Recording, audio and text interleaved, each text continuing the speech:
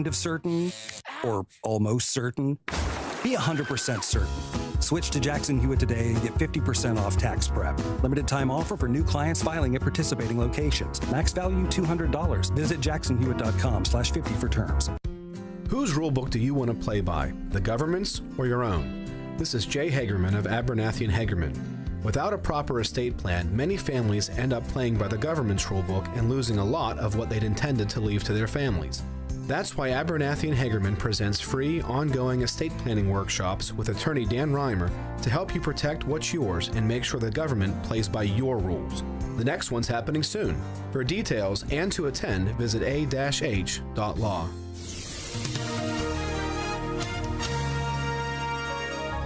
Breezy tonight, a little snow at times with little to no accumulation. A burst of heavier snow can reduce visibility and cause slick spots. Tonight's low 24.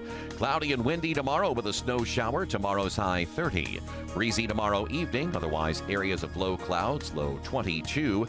Breezy Wednesday morning, otherwise partly sunny skies. Will reach a high Wednesday of 43. With your AccuWeather forecast, I'm Drew Shannon. Portions of the following program are pre-recorded.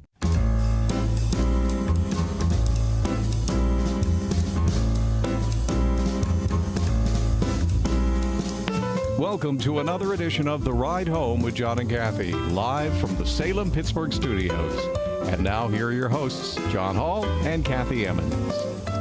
You know, whenever you hear stories about banks failing, I think of It's a Wonderful Life and Uncle Billy. Uncle Billy walking around with his little pieces of string on his fingers. Do you think it was like that in Silicon Valley? I don't know what happened there. We're going to hear more of that story. Yes, I mean, Silicon Valley was, you know, weren't they like the darlings? It's scary how fast that happened, isn't it? It sure is. It should cause all of us to kind of take a reckoning and say, no, wait a minute. They tell us. How sturdy is the house? Yeah. That we've It built? doesn't feel like it's too sturdy today, does it? And of course, anybody who's got investments, you worry about your own money Sure, disappearing of course. overnight. I mean, here it is, here today, gone tomorrow, and then people's lives are changed seriously forever. Yep. So prayers for anybody who's impacted by this, and hopefully there's a bottom of this, and people's lives go on unmarred. But boy, oh boy, it does cause you some worry. Anyway, thanks for coming with us. The Monday edition No of worries the Ride here Home. in the Monday edition. No, because between us we get about $1.280. Okay, so our investments are sound. Yeah. That's the name of your husband's band? Pocket Change. That's about it. That's what the two of us are going to have. Yeah, how's the quarter jar stacking up there? Okay. Oh, Yeah. gosh. You have a good weekend, John? I had a great weekend. Terrific. Yeah, very nice. Very interesting. A little recreation in there, a little culture as well. And we watched the Oscars last night, both you and me. Yeah, which was very enjoyable. It was so normal. I mean, and by normal, I mean it was kind of gentle. You mean no one was assaulted? No one was assaulted. No. There were no huge political diatribe speeches. No one was speaking. No. Nobody made a huge splash by doing X, Y, or Z. No. It just people gave awards, got awards, people cried, thanked their parents, and then everybody went home. Right. The elite gave gold statues to themselves, which is fine. I fell asleep. I mean, I couldn't start watching until 10:30 because I had to, drive my daughter back to school. And so around 1, I conked out. I mean, I give you high marks for even hanging trying. in there. Thank you. Heck, I did, because I knew we were going to talk about it. No. I thought I can't be ignorant about I what mean, happened. you know that we're big movie fans. No, and, you're a big movie fan. A big movie fan in our house. We're big movie fans, and so we were excited. We sat down expecting the worst. Yep.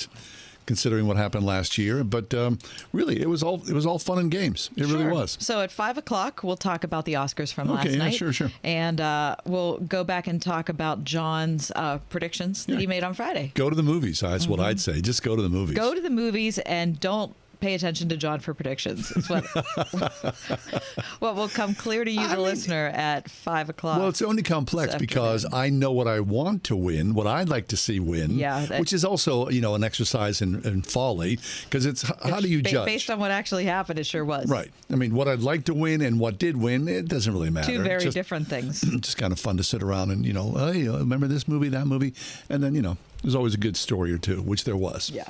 Also coming up on today's show, we're going to talk to Dr. Neal Plantinga in the 5 o'clock hour about his book that I've been raving about called Under the Wings of God. It's kind of a devotional, but it's way deeper than a lot of devotionals that I've read over the years. I think so too, It's way deep. It's super... It's just a wonderful book. It's a devotional without a timeline. Yeah. A lot of devotionals, and there's just so much to chew on in it. Anyway, very excited that Dr. Plantinga will be back with us at 5:10.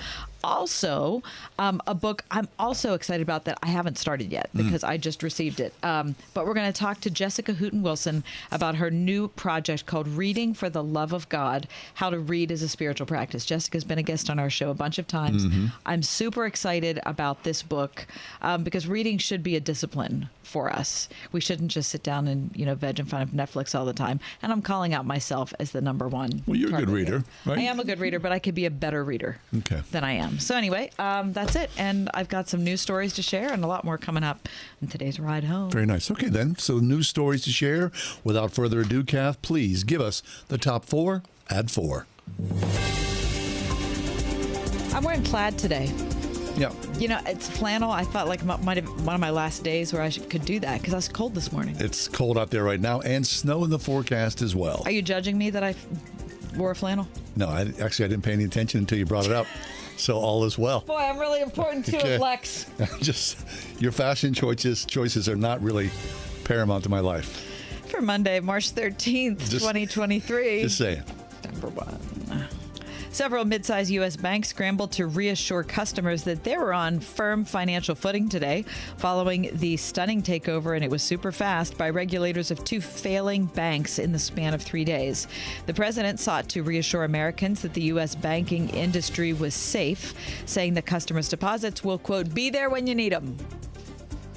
Shares across the banking sector dropped today, with a few mid-sized lenders losing more than half their value after the collapse of the Silicon Valley Bank. Well, what do they have to do with it? Yeah. So I'd never heard of the Silicon Valley Bank until it failed, of course. Apparently, it focused on business customers, including startups throughout the tech sector. It failed on Friday, and regulators are hoping to contain the damage, and so they shuttered New York-based Signature Bank yesterday. You can read more about that all over the web, but I read today in the New York Times. Thanks, Uncle Billy. Number 2. The Biden administration approved the massive Willow oil drilling project in the Alaskan Arctic over the objections of environmentalists and many Democrats who wanted the project scuttled. According to the Wall Street Journal, the green light means that ConocoPhillips can start construction on a $7 billion project in Alaska's National Petroleum Reserve, which the company expects will produce about 180,000 barrels a day, equivalent to about 40% of Alaska's current crude production. The Alaskan delegation, of course, was super thrilled about this. They said, we've been, advocating for this for years. Now we're on the cusp of creating thousands of new jobs. Environmental groups said the Willow project would hamper the president's campaign goals to phase out fossil fuels. It's a good word, though. Scuttle. You don't see it enough. Hey, scuttle. Number 3. A strong nor'easter is forecast to hit parts of the Northeast this week, bringing excessive rain, heavy snow, and formidable winds. New York Governor Kathy Hochul has declared a state of emergency beginning at 8 p.m. this evening in preparation for the storm. How about that? Forecasters anticipate parts of the Catskills and southern Adirondacks in New York State, the Berkshires and Worcester County in Massachusetts, the White Mountains in New Hampshire, southern Green Mountains, more than 12 inches of snow and up to 30. Really? 30. The agency also noted widespread coastal flooding and beach erosion, although both potentially minor could happen as late as Wednesday, according to CBS News. Once again, WPA, unscathed. I love living here. Unscathed. And number 4, the Pitt Panthers will play the SEC's Mississippi State tomorrow night in one of the first 4 games. And that's your top 4 at 4. Will we able to see it locally? Okay. Oh, yeah. It'll be on at 9:10. That's p.m. Yep, 9:10 p.m. And I'm not sure what channel it'll be on. It's had some weird network. Like I was unaware of the network. I'm surprised about that. I thought it would be on CBS. No. Okay. Well, these are the play-in games. If Pitt would have either beat Notre Dame, beat Miami, or not lost by 30 stinking points to Duke. They'd have walked in. They would have, it wouldn't be But a now you play-in got to game. earn it. But now you have to earn it, which is fine because I think they deserve what they got. Too. Yeah. So anyway, Pitt's 22-11. Mississippi State is 21-12. So I will be having a party tomorrow night. Are you? Yeah. It's Pitt basketball. Alexa and I invited? Yeah. And I'm doing a bracket challenge for March Madness. Okay, fine. Jump us in I'm on going to that. break that out. I haven't done my bracket yet. I'm going to break it out tomorrow. There's nothing involved in that. You're not, There's a lot. What do you... No, like you like betting money on this. No. I'm doing that. I'm not betting money on it, but Okay. I'm betting, Craisins. Craisins. No, my public presence. All right. Are you saying Pitt's going to take it all? No, I'm not going to. Come on, you're Homer. I'm not going to pick Pitt going to the Final Four. All right. It is March Madness. But I'm not going to pick Duke either. All these people putting Duke up there, I mean, they look terrific, but I don't think that. 101.5 Word FM, WORD. As King David passed his authority to his son Solomon, we learn profound lessons David taught his son. But Pastor Greg Laurie points out how Solomon pursued sinful interests in spite of the great wisdom God had given him. It's a fascinating study this week on A New Beginning with Pastor Greg Laurie. A New Beginning with Greg Laurie, weekday mornings at 10:30 on WORD. Paid for by Christian Care Ministry. Let's see, if something costs less, but people are happier with it, that sounds like something to look into, and that's MediShare. Maybe you've heard switching to MediShare to pay for healthcare can save the typical family $500 a month, and that's huge. But it's also true that people are way more satisfied after making the switch, too. The customer satisfaction rate for MediShare is double that of the typical health insurance plan. MediShare works. It's been around for more than a quarter century, and members have shared more than $3 billion of each other's bills. People love having telehealth and a huge nationwide PPO network. So, yeah, you can save a ton and like it better. Imagine being happy with how you're taking care of your health care. So if you're self-employed or part of the gig economy, or you just want a plan you're happy with, you can call right now and get a price within 2 minutes. A very, very smart use of 2 minutes. Here's the number you need. 844-47-BIBLE. That's 844-47-BIBLE. 844-47-BIBLE.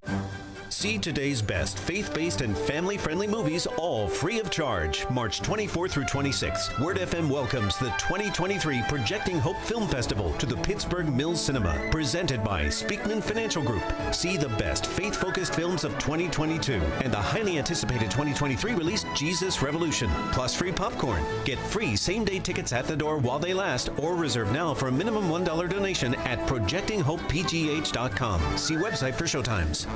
Geneva College understands that you're passionate about your life's work. Through Geneva's graduate degree programs, you'll be equipped to fully pursue your faith life calling, excelling in your field, and moving forward for a purpose. In your studies and in your work, you'll be challenged to seek God's design in all things, integrating faith and life, aspiring, leading, and achieving your goals for all that you're created to be and do. You were made for this. Visit geneva.edu/graduate to learn more. Parents, are you tired of helping put your kids' shoes on? They're squirming, watching cartoons, anything but helping. Luckily, it's Skechers to the rescue. Introducing new hands-free Skechers slip-ins. Footwear you can just get your kids to step into and their shoes are on. You don't need to bend over. You don't need to sit on the floor and try to wrangle them on. And they're available in all types of Skechers styles with and without laces, and most are machine washable. Find Skechers slip-ins for kids or mom and dad at a Skechers store, Skechers.com, or wherever stylish shoes are sold.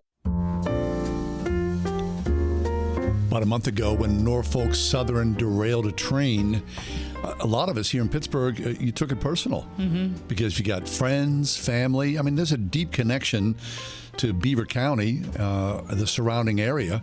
So what's really going on there? We hear a lot of different variables from news media sources, and you just kind of wonder, what's the truth of the matter? Salena Zito is back with us. Salena Zito is the author of The Great Revolt Inside the Populist Coalition, Reshaping American Politics. She's a writer for the Post-Gazette and the Washington Examiner, among other media outlets, and she's with us now to talk about dispatches from the middle of somewhere. Salena, welcome back. Hey there. Thanks so much for having me back. Yeah. Always good. Always good to have you, Salena. And the story that you start out your article with about Carly deserves to be heard. Can you tell us about it? This is a young mother who lives in Darlington, Pennsylvania. Darlington, Pennsylvania is like an hour or two across on the Pennsylvania side of the Ohio-Pennsylvania border. The creek that drops in there comes from tributaries that have a source at Sulphur Creek in East Palestine. And, she has just been frantic with concern and worry about the, not just the health impact of what is happening, what happened after that derailment and then the controlled burn, but she's also worried about long-term. Is her and her family ever going to be able to sell their home? Or should they leave? They worry about the soil. She comes from a family that is interconnected with a lot of farmers around there. And there's so many questions that have gone unanswered by Norfolk Southern that have not been addressed. And the less they communicate, the less Norfolk Southern communicates, both with the people in East Palestine, but also the people in Darlington or New Galley or Eden Valley or all of those places in and around there, the more the suspicion and skepticism rises about what their future is. Right. Now, Salena, of course, early on there was an analogy, and it was misplaced, calling something, like East Palestine a modern-day Chernobyl in some way. Now, the point is well made, though, because fallout is fallout, and you don't know what future generations are going to be part of, considering soil and water contamination. So, you profile that young mother with her 7-year-old and two 4-year-old twins, and of course you would think about, why would I want to stay in this neighborhood? Why would I be part of this community when, we could be eating cancer, drinking cancer on a daily basis, and 5, 10, 15, 20 years from now, we're all dead. Right. That's exactly right. And, like most Western Pennsylvanians, the people that live in and around there are very rooted and connected and have a sense of place. These are not people that are transient, that, hop and go, move to different towns or move to big cities. These are people that love where they live. They live near their parents and their grandparents, and they want their future generations to have the same connectivity to place. And it really has been turned upside down. I don't think that, I have been out there for weeks. I go out there almost every other day. I've written several stories about it. And I have a story coming out this weekend on the agriculture on a dairy farm. Yeah. They're worried about their cows. They're worried about the milk. That big black cloud literally caused daylight to turn into evening. That's how heavy that cloud was from that controlled burn. And what goes up comes back down. Yep. Comes into your air, comes into your water, it comes into your soil, in your lungs, on your house. You couldn't escape it. So this controlled burn, of course, for many good reasons, a controversial action, right? They didn't want... And a lot of people didn't think that, weren't concerned until that started. The controlled burn. Yeah. Right. Yeah, and I think that Governor Josh Shapiro really had some harsh words in there for Norfolk Southern. And, I will say that his team has been on the ball, on the ground with people every day. Mm-hmm. And it's been incredibly impressive. And not this story, but the story I wrote previously, people can go to SalenaZito.com and check out all the stories I've written about it. The story I wrote previously, he's now questioning, should we have done that controlled burn? Did we listen too much to Norfolk Southern? What are they trying to hide? Why did they want that burn done? At the time, it seemed the least of two evils to do, And now, I mean, you obviously hindsight is 20/20 vision. However, you know, I think it's made both governors sort of pause and say, well, wait a minute, what would this scenario look like now had we not done that? Right. Okay, so then Norfolk Southern on the record essentially saying, yeah, we're going to help out, but we can't buy everyone's house. I mean, there's tens of thousands of people involved. I mean, you're looking at billions and billions of dollars. So there is no long-term or short-term solution even in the mix. And this is going to be a generational problem, Salena, right?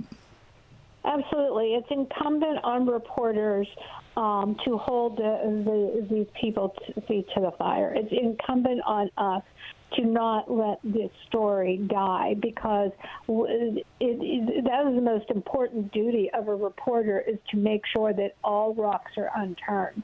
And to let go of this story means we have essentially let go of these people's ability to have a voice to power. Right. So I do appreciate that. I mean, local media, say what you will, really, really difficult time these last decade or so with the erosion of local newspapers and whatnot. And of course, in the old days, and you're saying even essentially now, Salena, that it's important for media to keep people's feet to the fire on this. Otherwise, people just walk away and go, we're just going on with our lives and good luck to you. But there has to be a solution to this, even an imperfect one. Yeah, absolutely. I think it's very important, and I think that you know, that in Ohio and Pennsylvania, you see local news reporters doing just that. The national news media has left. That happened the minute that Joe Biden said, "Yeah, I'm not going." Right. So. And why is that, Salena? Can you talk about that? Why would the President of the United States, I mean, he traveled all the way to Ukraine. Why would the Biden administration not bother to show up? Yeah, honestly, it befuddles my brain.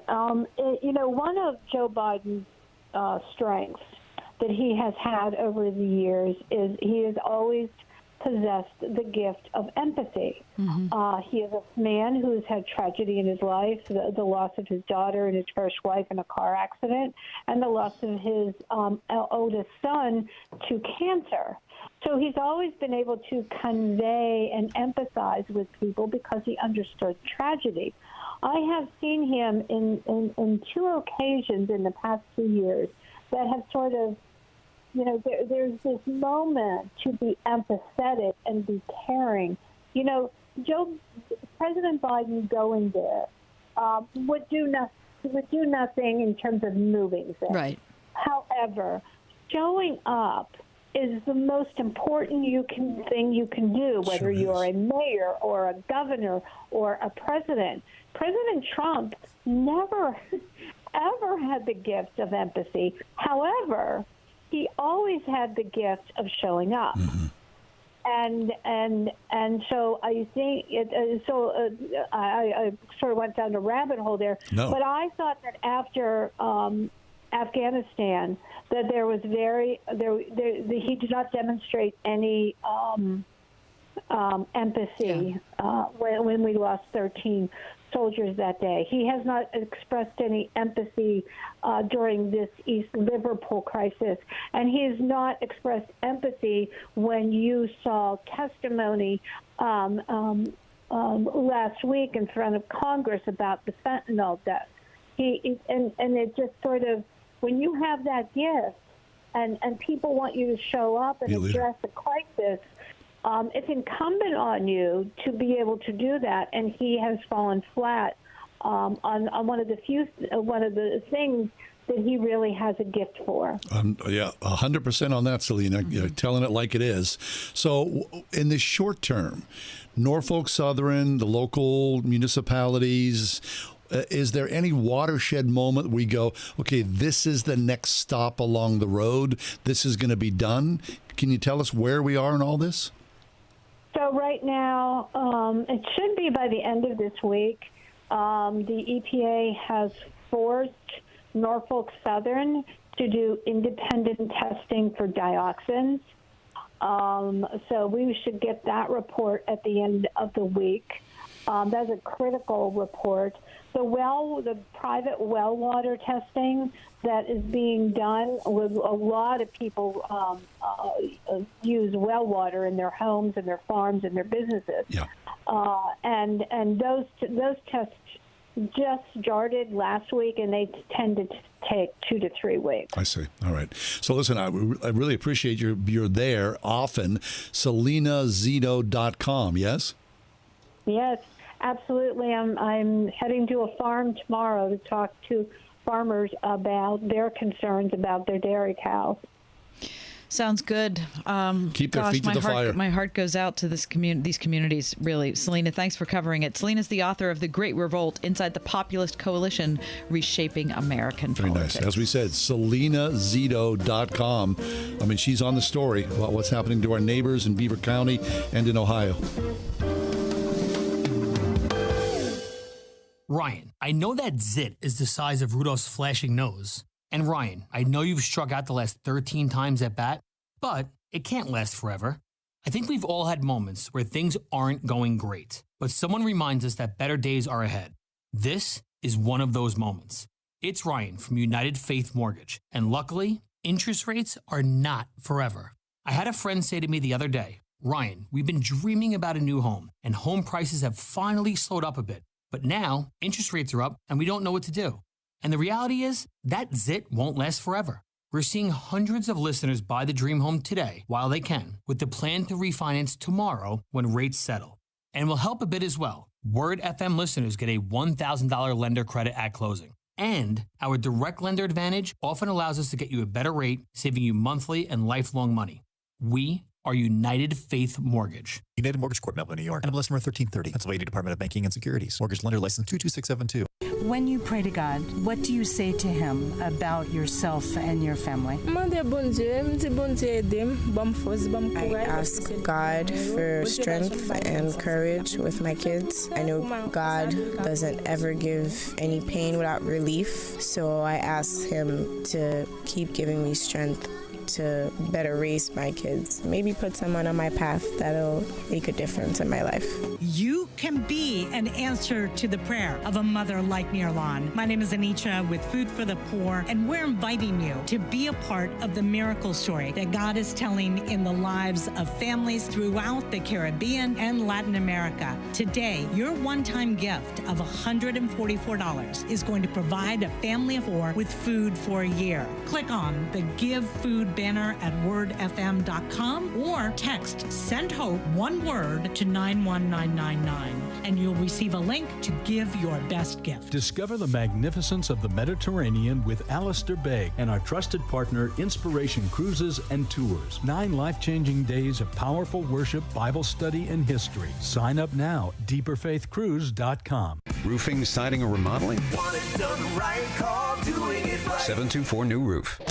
We are everywhere. On your radio at 101.5 WORD FM Pittsburgh, at wordfm.com, the Word FM mobile app, iHeart, TuneIn, and Odyssey. This message is for Karina, our mom who finished her high school diploma at age 28. Hi, Mom. It's Emeritus and Nicholas. Congratulations on getting your diploma. You worked so hard and have taught us so much. We love you. When you graduate, they graduate. Finish your high school diploma for you and for them. Visit finishyourdiploma.org to find free and supportive adult education centers near you. Brought to you by the Dollar General Literacy Foundation and the Ad Council.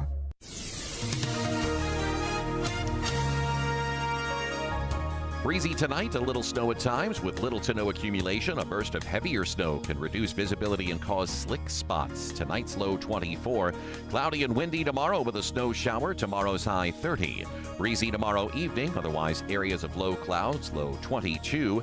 Breezy Wednesday morning, otherwise partly sunny skies. Will reach a high Wednesday of 43. With your AccuWeather forecast, I'm Drew Shannon.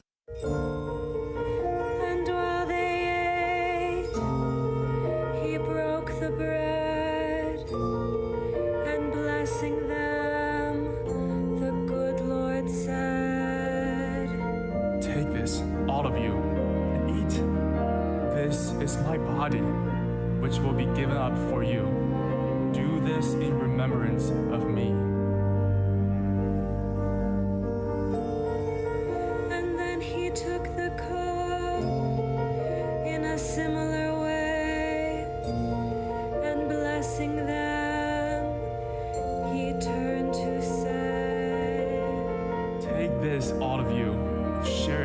yourselves. This cup is the new covenant in my blood, which is shed for you and for many for the forgiveness of sins. What you're hearing is the sound of the University of Notre Dame Folk Choir. A new presentation, an album and a stage presentation, is headed to Pittsburgh at the Byham Theater this Saturday night at 7:30. Tickets on sale at trustarts.org. J.J. Wright is with us. He is the director of the University of Notre Dame Folk Choir. And J.J., welcome to the show. John, thank you so much for having me. Hey, my pleasure. JJ, what we just heard is gorgeous. So the album and the stage play, The Passion. Talk about this, about your work and what people can expect to see and hear when they go and see the event this weekend. Absolutely, yeah. We like to refer to this production of The Passion as like an old school radio play. So you hear some spoken parts. You hear St. John the Beloved and Mary Magdalene are kind of our narrators that bring us through, and then we have music that really tells the story. So we have the choir singing, and we have these singer-songwriter style songs, and we have it's all beautiful lights and projection kind of behind the scene. The whole thing takes place around the table in the upper room. So you see the apostles sitting around the sitting around the table in the upper room to start the show, and they really kind of bring us through the whole journey of the week prior to Jesus' death. Wow. So, JJ, it's safe to say, right, that this is truly a worship experience.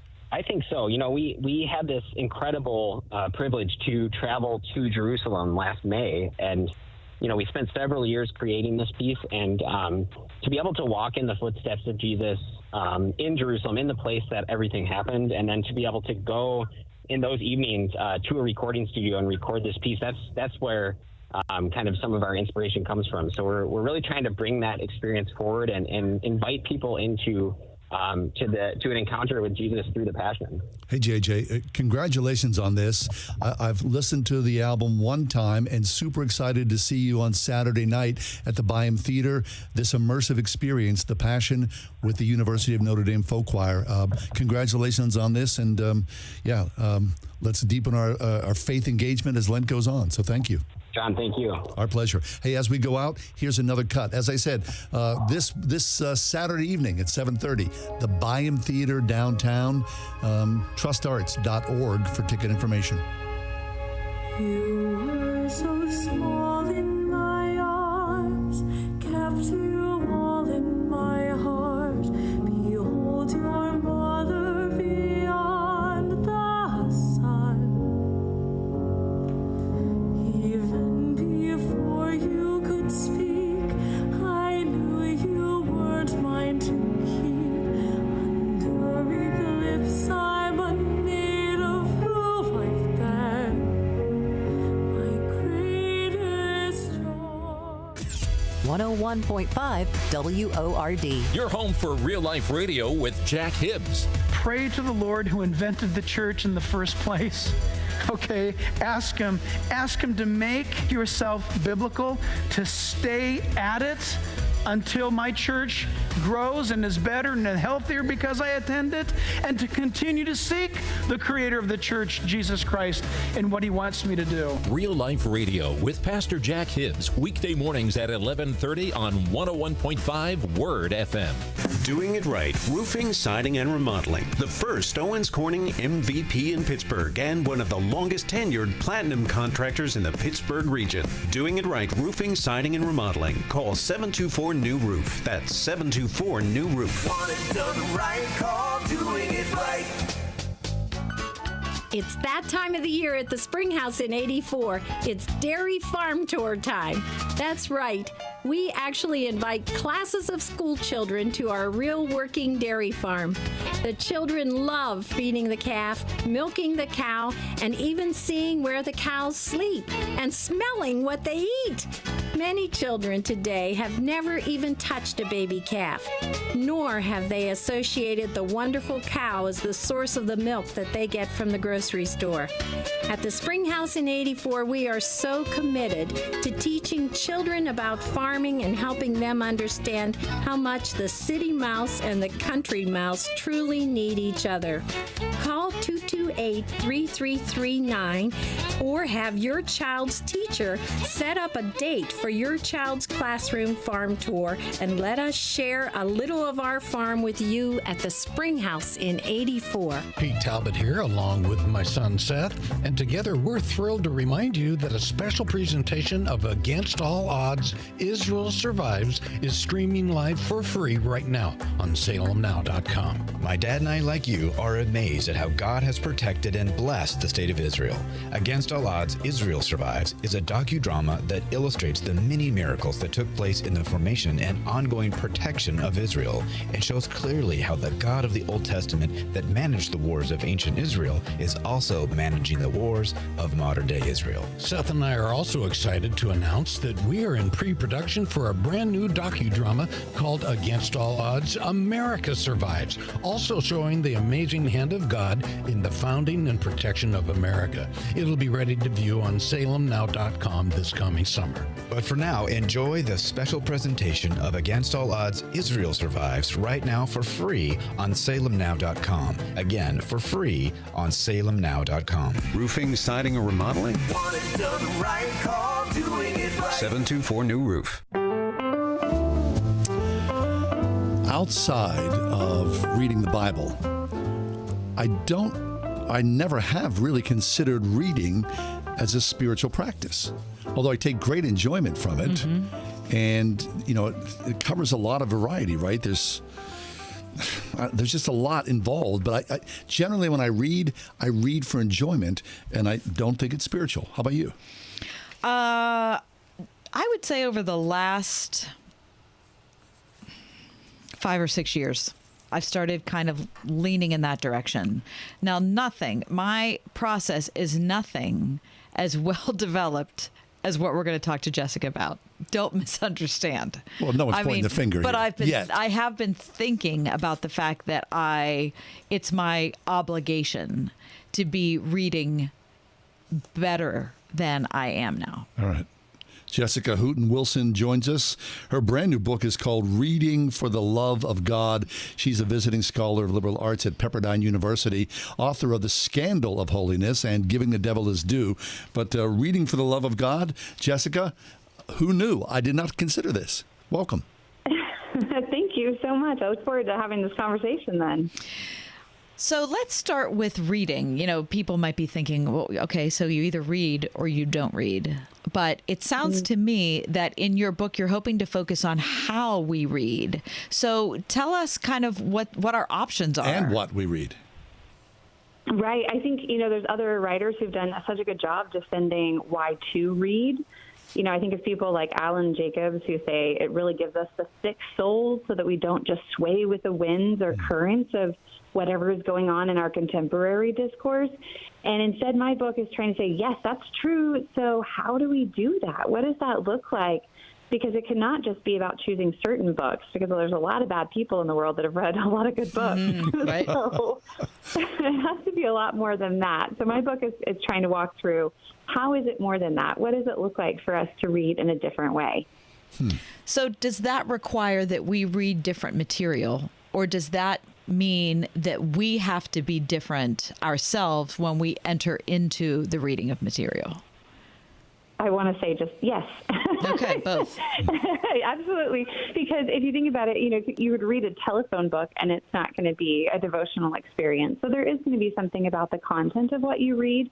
You would need to choose books that are going to challenge you, that take you outside of your perspective, whether that's fiction or nonfiction, that give you a different way of looking at the world and try to open up our eyes, get us out of the prison of ourselves. And it's one of the reasons I think it's a spiritual practice, is because it is actually tearing away the egoism that becomes so much a part of our culture, and instead gets us to look beyond our own pleasure, beyond our own entertainment, to something higher and better if we pick the right books and we come at them with that kind of disposition. Interesting. So growing up, Jessica, I grew up in pretty much, I would say, a strong reading family. But what I remember is that most of my immediate family, sisters, my mom, they tended to read what I would call pulp. like fluffy stuff. Yeah, there'd always be paperbacks around. But I remember distinctly, this is probably like late '60s, early '70s. Somebody pulled out "How the Irish Saved Civilization." Like Leon Uris, I think was, and that was sort of like, in retrospect, that was a turning point in what I experienced. That they were more intentional after that fact. They weren't reading paperbacks; they were sort of committed to a higher level of reading. Is that generally what happens? That something sparks the imagination or the spiritual life, and then people sort of open a door and commit to a different way and different style of reading? Right. I think there's still people who go back and forth. They want, they want the twaddle. C.S. Lewis said, for every old book or new book you read, you should read 3 old books. I would say for every book that's cotton candy, could you fill your diet with 3 meatier books? And try to think of it more as practicing that kind of diet. And it's the same way with, if we imagine books like people. So there are people that you're just acquaintances with, and you go and you have fun with them, or you meet them at a party or a dinner, and you don't really get to know them deeper beyond that. And there are books that can do that.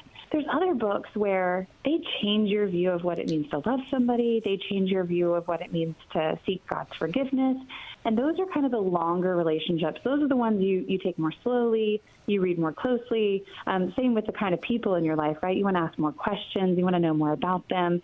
And I think we should imagine books in similar fashion. That's good. I mean, to be honest, the last thing I want to do is have a lot of twaddle.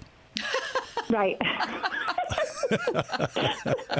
I mean, that's right. I mean, time is precious, right? So at the same time, I think, that's good. So when you look at a menu, right? I mean, you want to have a balanced diet if you looked at it from that, tiny perspective. So a lot of times you are going to I'm going to hang out. I'm going to read something light because the pressure of life is too much to bear.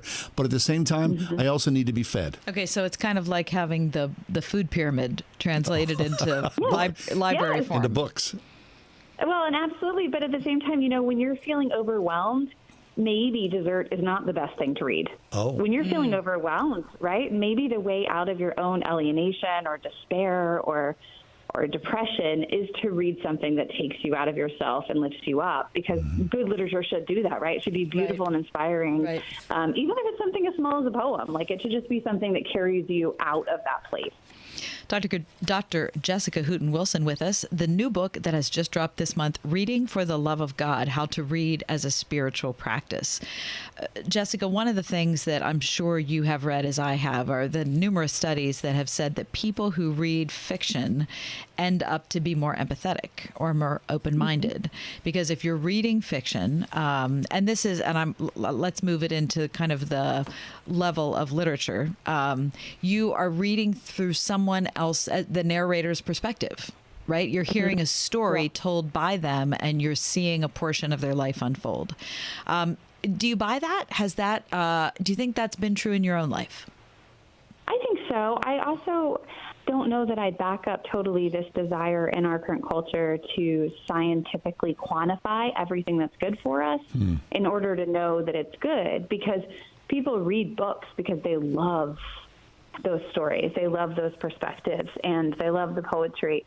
And too often we feel like we have to justify it with a scientific utility. It envelops, it creates empathy in one another, or it leads to deeper critical thinking skills, or, medical doctors, if they practice seeing literature versus case studies, become better with real human beings in their presence. And so, there's lots of ways to quantify the utility of it, but I would just want to change our way of looking at it to our desires, because you can know all the things, like if we go back to the diet analogy, if you can know all the right things to eat, it doesn't mean you're going to want to eat them. Like, you can know that it's better to eat a salad than a cheeseburger, but if you don't love the salad, how often are you actually going to go to that? So I think we have to really pull on people's loves and desires a lot more than trying to prove to their minds that this is good for them.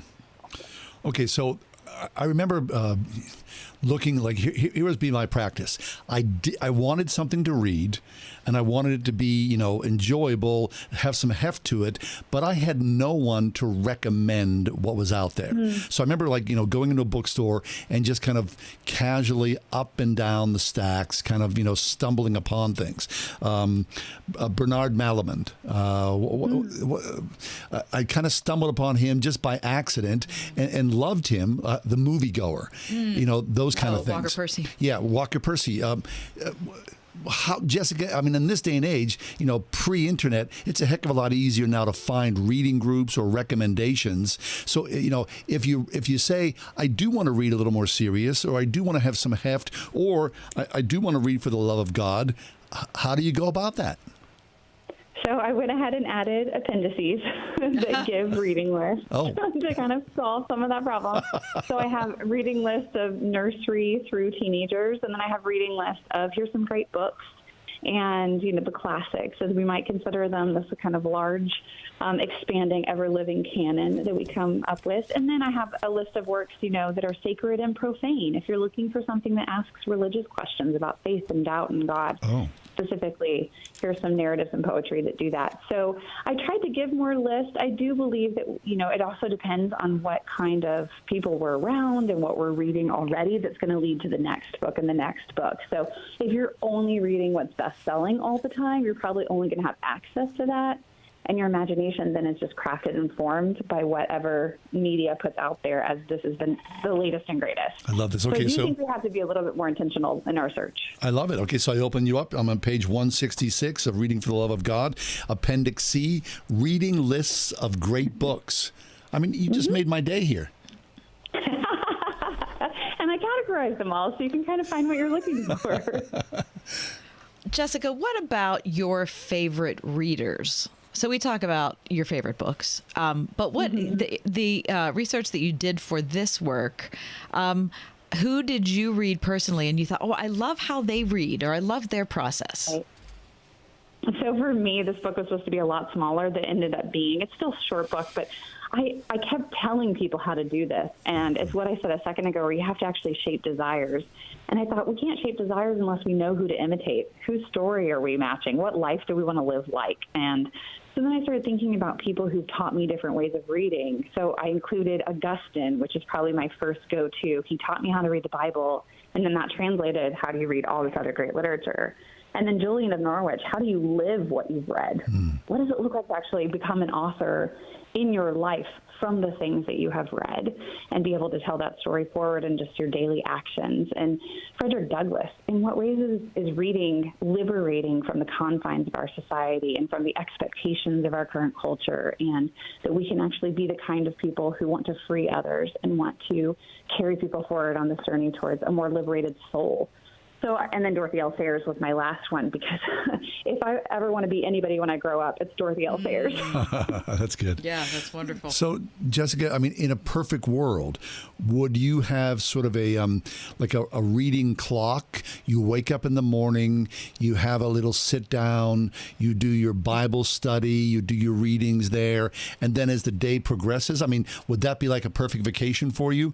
I've got these books, and I'm going to go through this cycle every day. Oh, for me, I read for my life. That's actually my livelihood, so I'm lucky in that sense. So if I try to imagine that everyone else has their work day that's not reading books all day or teaching books all day and writing about books all day, but at the end of the day, the whole house shuts down, everybody turns off, and I read from 9 to 10, or if the book is really good, I've stayed up till 1 or 2 and just finished it because it was so good. But I'm more of a night owl. I read every single night. Even if I'm so tired it's a page, I read a page before I sleep. I always turn off my brain with someone else's words, someone else's thoughts that I can meditate on as I go to sleep. Oh, that's good. Well, listen, I'm so excited to read this book, Jessica. Thank you. Yeah, I'm holding it in my hand. And so after John and I are through it, perhaps we can call you again, and we can, talk as people who've been through the work and chat about how it all panned out. Read in a more serious manner from your appendix. Oh, that would be so great. I would love that conversation. Fabulous. The new book is called Reading for the Love of God, How to Read as a Spiritual Practice. Jessica Hooten Wilson is the author. Jess, thanks for being with us. Thank you, guys. I like it. I like it a lot. Let's get to work here, because there's a lot of good books to read. Tens of thousands affected by the toxic water at Camp Lejeune are left with death, cancer, Parkinson's, dementia, birth defects, and other serious illnesses. And along with the harm, so many worries. My family drank the Camp Lejeune water. What if our health gets worse and we need more financial help? How do I protect my VA benefits and get the compensation I deserve and need? The answer is simple. Call James Harris Law, the experienced, trusted law firm that can get you significant compensation while protecting all your VA benefits. We're already fighting for hundreds of Marines, families, and civilians who drank Camp Lejeune water. But if you miss the deadline, you could forever lose your right to the justice you deserve. So call our Camp Lejeune legal helpline now. Now may be your last chance to receive full compensation. Don't delay. Call 800-299-7878. That's 800-299-7878. 800-299-7878. Late summer this year, you can join Alistair Begg on a fascinating Mediterranean cruise. We'll be visiting Split, Croatia, a city with a bustling waterfront, ancient ruins dating back to the Romans. History that we've only read about will come alive before our eyes. Views unchanged from the time of the Apostles' travels. And in it all, being able to look to the Bible as we look into our world and realizing how God's Word brings light into the darkness in so many places. Join Alistair Begg for a once-in-a-lifetime Mediterranean cruise. Immerse yourself in the wonder of some of the world's most famous cathedrals, museums, and works of art. We'll be sailing on Norwegian Cruise Line's newest ship, the luxurious Viva. For details, log on to deeperfaithcruise.com. Then call 855-565-5519 to join. 855-565-5519. Inspiration Cruises and Tours is a trusted partner of Salem Media Group. Businesses don't run on automation or algorithms alone. What powers businesses are your people and the people they serve. At Cintas, your dedicated service reps understand what you need to help you keep your employees feeling safe, comfortable, and performing their best. So your business can too. For workwear, essential cleaning products, first aid and safety supplies, and fire protection services, visit Cintas.com. Oh, I'm ready! And get ready for the workday. Creation Festival 2023 is your summer destination. June 21st through 24th at Agape Farm, Shirleysburg, PA. Featuring Switchfoot, Mac Powell, We the Kingdom, Big Daddy Weave, Riley Clemens, Micah Tyler, and many more. Creation Festival, worshiping our Creator. Come for the day or the entire event and go home changed. Get half off the current ticket price now while they last, exclusively at wordfm.com. Late Saturday evening, or probably early Sunday is a more accurate way of talking about it. Lexi, are you a mess? It sure feels like it. Yeah. John, you're fine. I mean, I'm fine, pretty much. So now I did think about you guys on Sunday because, it was a slower day. And was it? There was a bit of a, I'll just say this, a bit of a lag. Oh my, you're admitting that it affected you. Well, no, I mean, it was Sunday. For new listeners, let me tell you, up to this point, John has always scoffed at the idea that spring forward or fall back could affect anyone. I just attributed it to a Sunday. Like it was a Sunday lag. No, it's that your whole body clock, your whole perception of reality is off. Okay, so looking at the studio clock right now, it's 5 to 4. Yeah, so we need to start the show soon. We're back in some. That's not your problem, Lex. I think that clock's. We just leave it until the next time. No, we're not doing that because that messes with me. That messes with me. My car clock is. I can't figure it out. I fixed my car clock right away. I'm like it. You could. No, I can't figure. I'll get to it. So the measure that we talked about, the Sunshine Protection Act, that was introduced by Marco Rubio last year, passed the Senate unanimously, died in the House. Yeah. Okay, so I'm telling you, there's money involved here. It's the lobbyists. It's ridiculous. It absolutely hacks me off. Anyway, today's National Napping Day. Wouldn't that be nice? Wouldn't it be nice if we had like a little siesta here at Word FM? Yeah. Like. Except siesta would be 4 to 6 p.m. Oh, right. It would be. No, I'm telling you, like in acting circles, it's a union requirement that there is something called the equity, which is the actors union, the equity cot. Oh, so someone can always lay down? The problem is it's only like one actor at a time, unless things get a little randy. Yeah. I mean, and then you don't want to go there. Yeah. But so there should be like the Word FM cot. Yeah, that would be nice. Wouldn't that be nice? I would really like, especially on National Napping Day. Yeah, and you put like a little plaque on it, like, in memory of, like the best napper. Because we've had a few nappers come through the station here, have we not? Have we? Have we had some nappers? Oh yeah, you catch people from time. There have been times. Haven't you ever done this? There have been. I don't know. I don't know what this was. Maybe like early on, I'd be like so exhausted. I'd have to go find a place to lay down. Oh yeah, if you it need depends me on sometime, when. Yeah, I'll be in the back studio. Yeah, behind the console. Depends on when you're working and what that's like. Oh, you just get like whatever. I think everyone should nap on a day like today because we're all worn out from losing the hour. I'm just having a cup of tea. I'm having some caffeine. Is it working? I don't know. It tastes good. I don't know. I'm also happy to tell you that it's National Earmuff Day, which seems kind of a random. Okay, well, how about those earmuffs with the little aluminum thing? Are those what you're saying? The earmuffs? Well, what else is an earmuff? I don't know, but those are useless. No, they're good. I've never owned a pair of those. I see those. I've had 20 pairs of earmuffs. What? I look at them and I think, I mean, I can look ridiculous, but that's a ridiculous look. It's harsh to hear that from you. It's true. Earmuffs are true. You own 20 pairs of... I have over the years, since I was a kid, I always wore earmuffs. Never. Always, always, always. Those were for somebody in another town. Yeah, that was me. I was the person in the other town. Those rich kids might have had could get earmuffs. We just put our hands over our ears like this. I mean, I don't believe I have any now, but because they're pretty useless. All the years I was, you know, the wind headache that you get. No, it doesn't. You don't get it if you wear earmuffs. You put a hoodie up. You get a all hoodie the years I lived in Oakland and I was walking to campus. Earmuffs. Earmuffs was what about the like rest your of your best friend. head? Well, your I have a lot of forehead? hair. Oh, right. Yeah. I guess that's the difference. It's a National Earmuff Day. Yeah, and Is that by National the Earmuff Napping Day. Lobby? You could nap with your earmuffs on. Stay with us. The 5 o'clock hour coming up soon. Dr. Cornelius Plantinga will be with us. We'll talk about devotion on a daily basis, what it looks like. Stay with us. Monday edition, the napping edition of The Ride Home.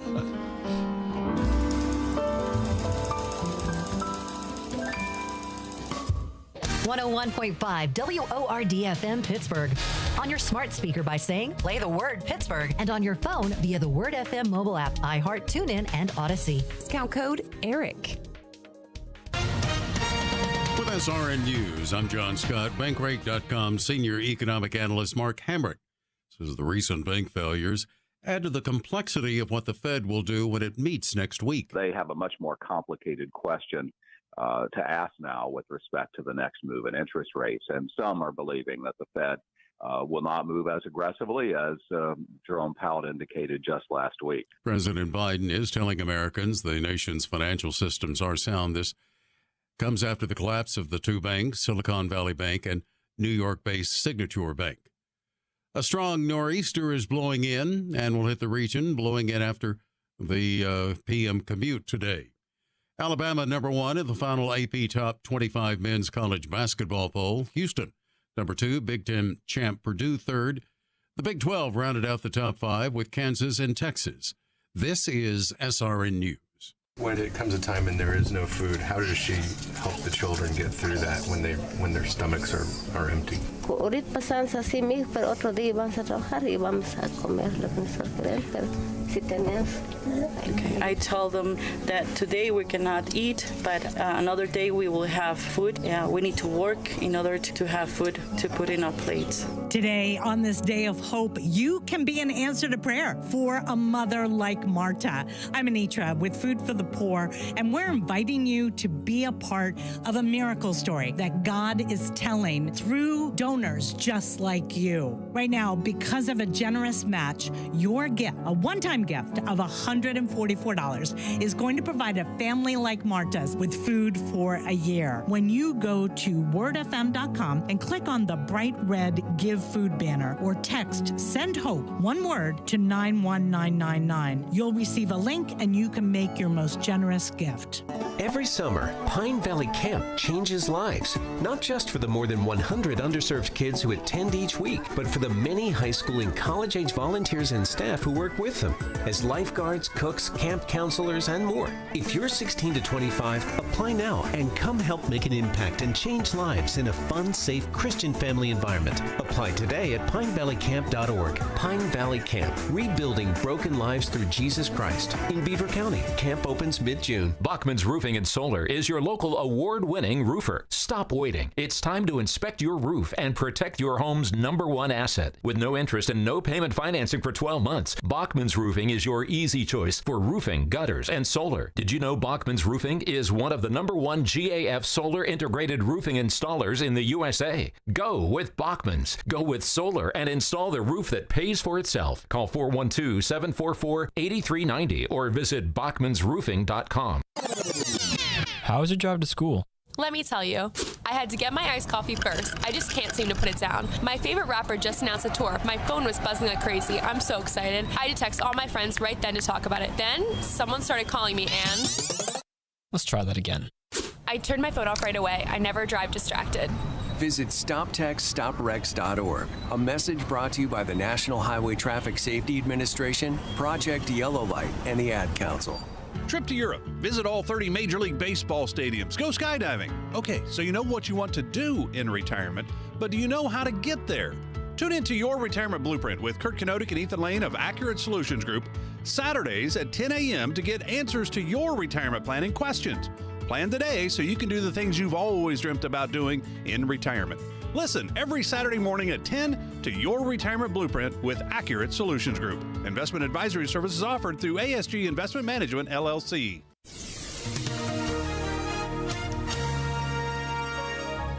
Breezy tonight, a little snow at times with little to no accumulation. A burst of heavier snow can reduce visibility and cause slick spots. Tonight's low 24. Cloudy and windy tomorrow with a snow shower. Tomorrow's high 30. Breezy tomorrow evening, otherwise areas of low clouds, low 22. Breezy Wednesday morning, otherwise partly sunny skies. Will reach a high Wednesday of 43. With your AccuWeather forecast, I'm Drew Shannon.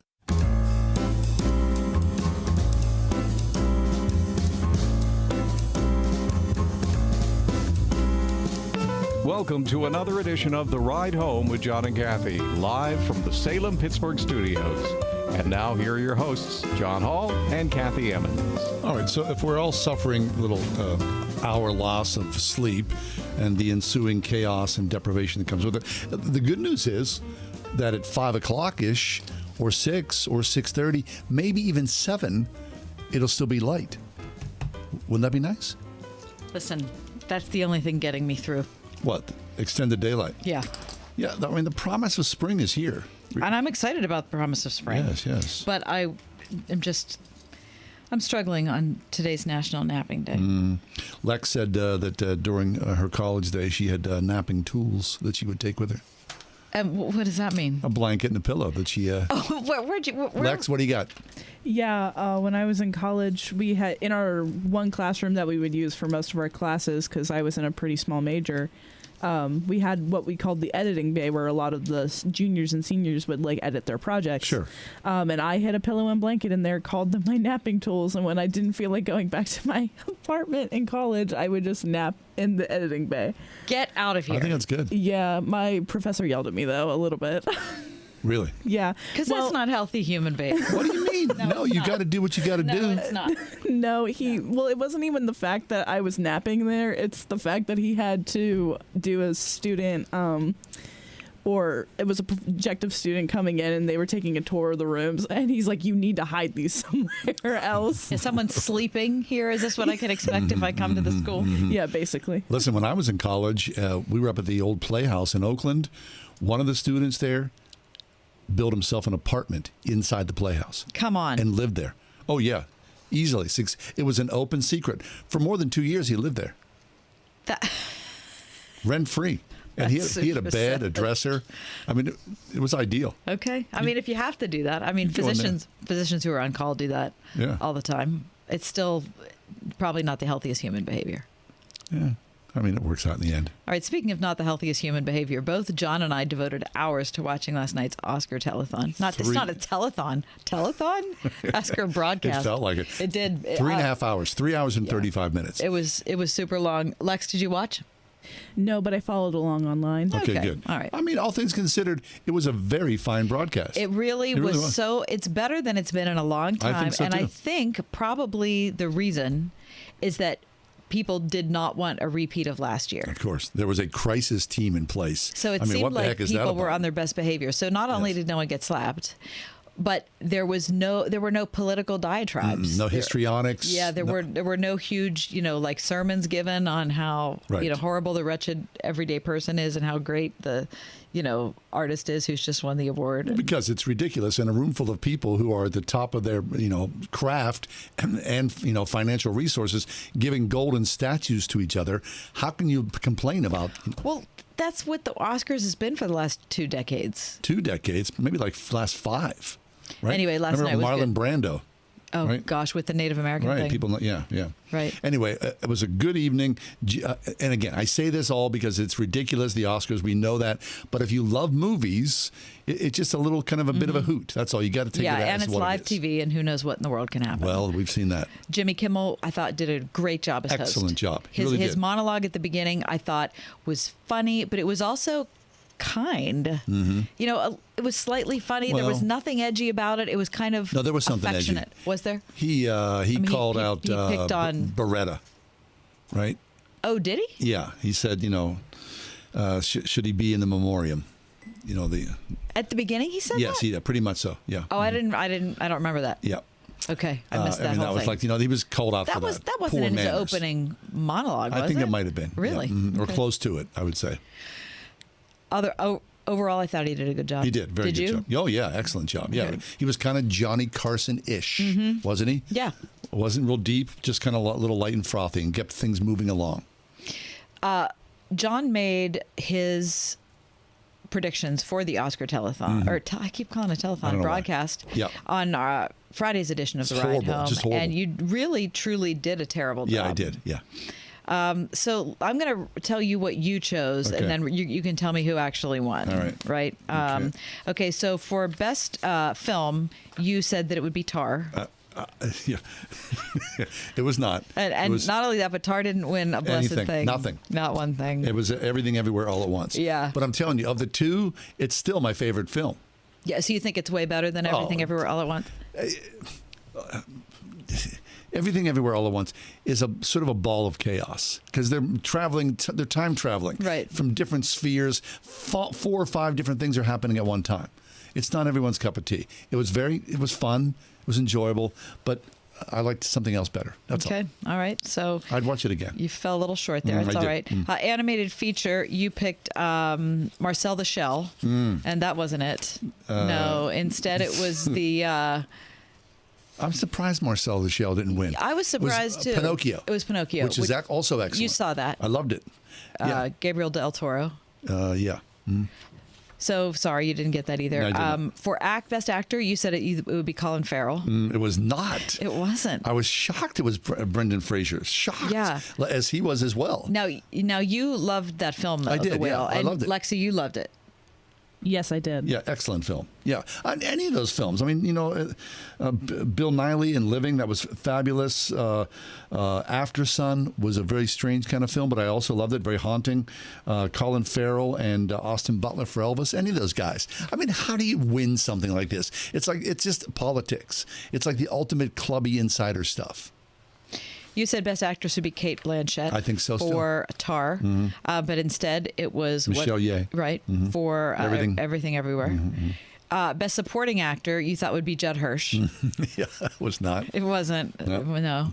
Ke Kwan. Right. And then you thought Best Supporting Actress would be Jamie Lee Curtis, and you were correct. Well, thank goodness I got one right. Yes. Yeah. Congratulations. And that was a great acceptance speech. It was her talking about her mom and dad and how they were gosh. both nominated for Oscars, never got one. Nope.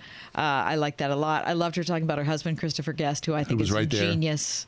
I absolutely love him. It's a great love story. And then for director, you thought it would be Spielberg, but sadly, it was the director of Everything Everywhere All at Once as well, who kind of swept the evening. He did. Yeah, they won 7 Oscars out of 11. That's something else. Yeah. Anyway, the bottom line, to me, and we can disagree about this often as we do, that you are more invested in, the long form seasonal streaming. Right. I just like a long form story. I like to get no to know desire characters. to go there. Yeah. No desire. To me, the perfect art form, I believe, are the movies. Just how it is. And how strange it was that in the middle of the broadcast there were commercials. Like there was an advertisement for Disney. It was kind of for the new Little Mermaid. Yeah, we sort of got duped into it, right? Yeah, because you think that Melissa McCarthy is going to come out and talk about something else, but instead they're talking about a new movie. Mm-hmm. And then how about the two pieces on the production houses? Right. Like let's look at Warner Brothers. I know. Let's look at how did that sneak into the? Well, I'm sure it's what they call, we've done this. Embedded content, right? Well, hey, we're having a conversation, and by the way, and before you know, you're caught up in something that somebody cut a check for. What the heck? From the ridiculous to the sublime, Dr. Cornelius Plantinga with us next to talk about his brand new book, Under the Wings of God. We're going to talk about what it means to love God with all your strength and what it means to love God with all your mind. Coming up next, Monday edition of The Ride Home. 101.5 WORD.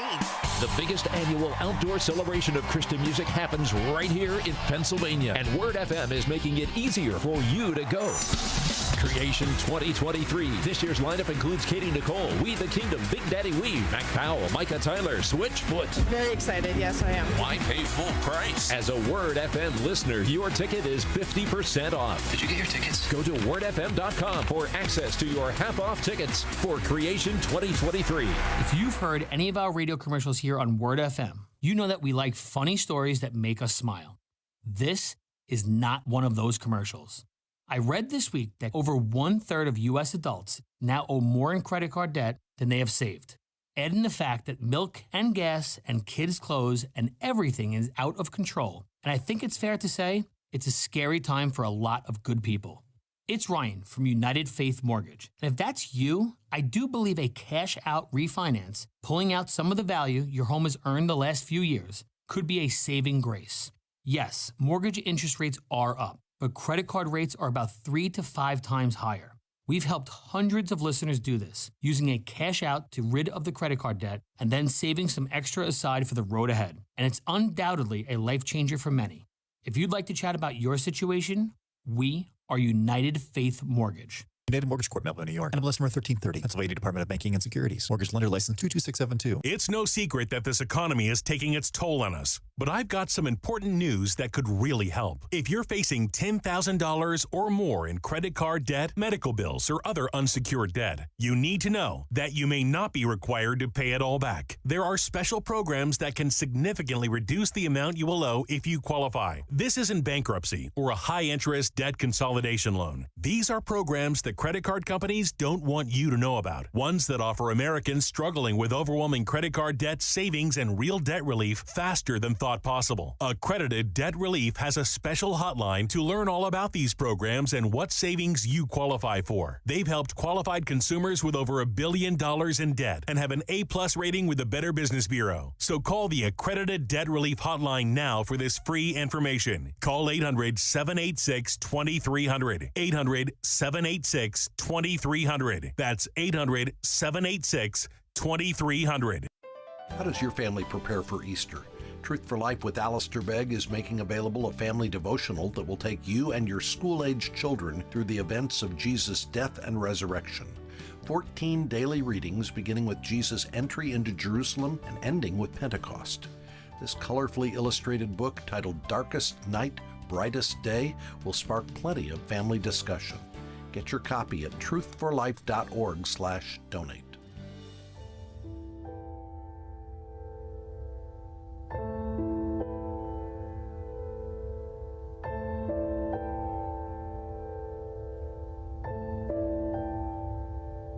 Oh, sacred head, now wounded with grief and shame weighed down, now scornfully surrounded with thorns, thy only crown.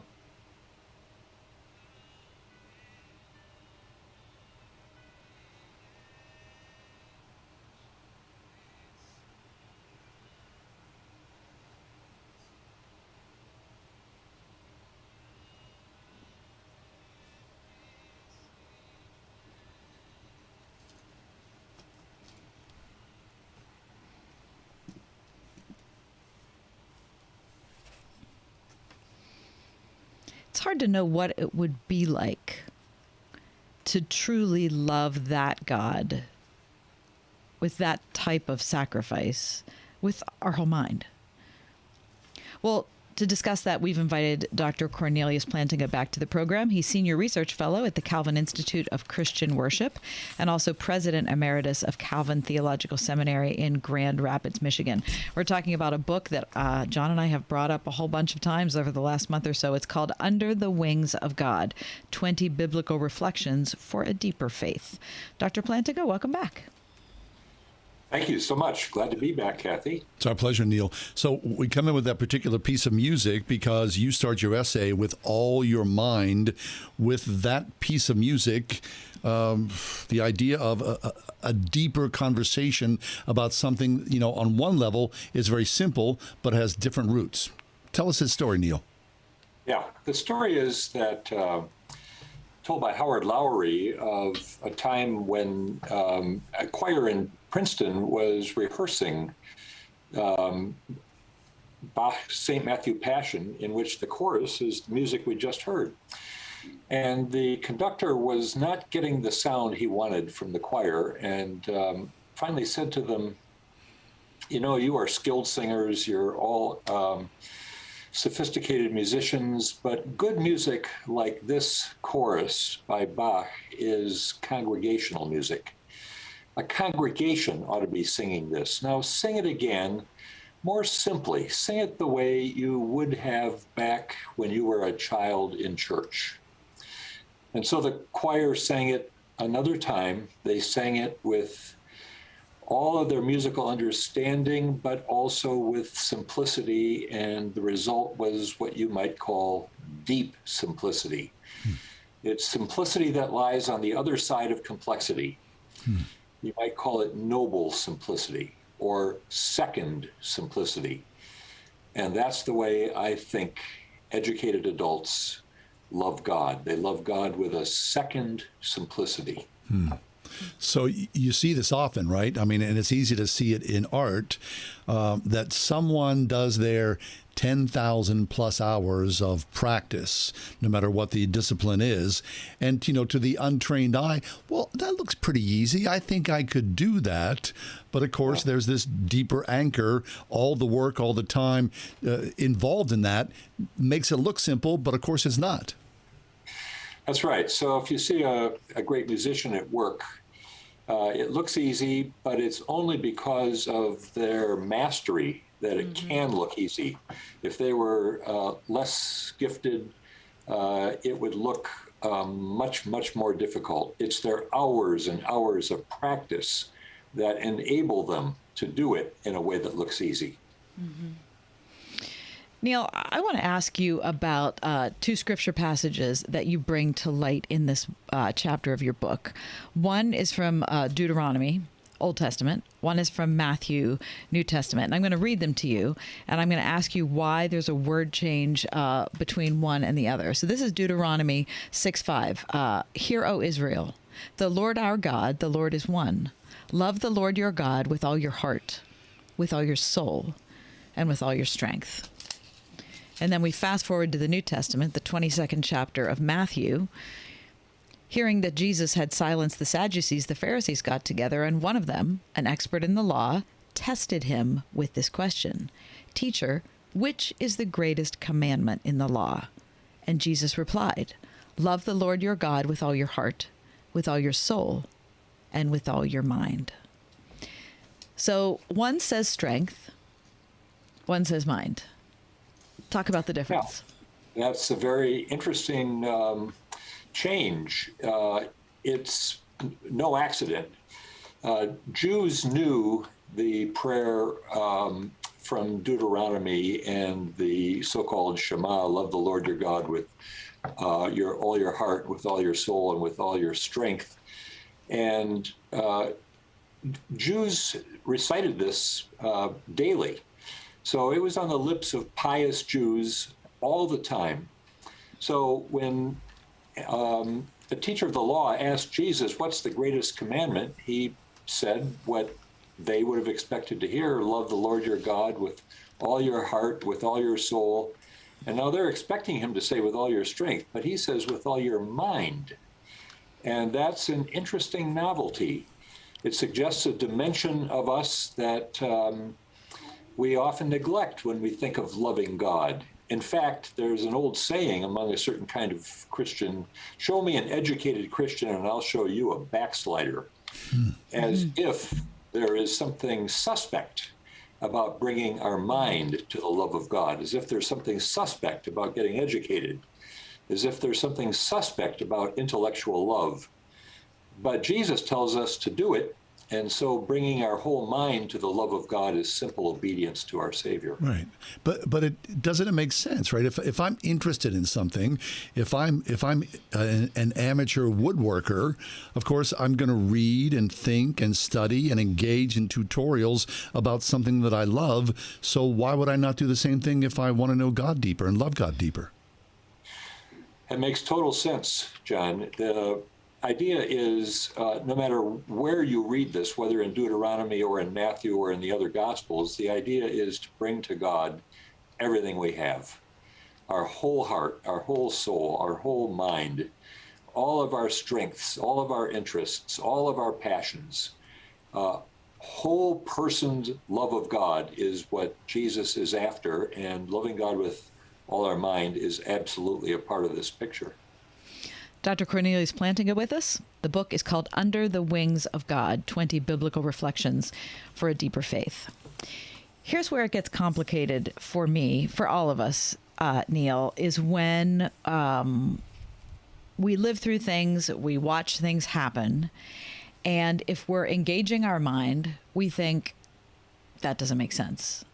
Yeah. So, for example, I got news last night that a friend of mine I've had for a long time, who is, when I think of a delightful person, a spirit-filled believer, an engaged father of 3 little kids, a husband to a wonderful wife, a physician who cares for his patient, all of those things add up to just a fraction of how great my friend is. I find out last night that a cancer that he thought was in the rearview mirror has reasserted itself, surgery coming up on Friday. And I think to myself, this guy isn't even 40 years old. Why? It seems as if, what, has God forgotten? It seems like God's, as you say in the book, acting badly. We've all experienced these things. Neal, how do you react? How do you engage your mind when you come up against things like this? The question you raise is, of course, one of the very deepest in the Christian faith and has been asked for centuries. Certainly, it's asked in the Bible. The Psalms are full of questions such as, why, O Lord? Mm-hmm. How long, O Lord? Where, O Lord? The Psalms of Lament are 2/3 of the Psalms. So if you have questions along these lines, the Bible is your book, and we all do have them. But then, of course, to raise our lament to God, to raise our anguished doubts and questions before God, is another way of loving God with everything we have, because it's not just our affirmations and our joys that are part of us with our passion. It's also our questions and our doubts and our agonies.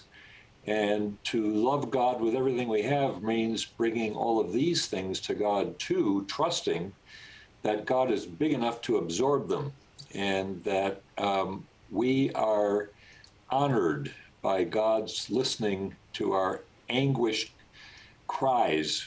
Jesus on the cross sounds like he's accusing God. Mm-hmm. Why have you forsaken me?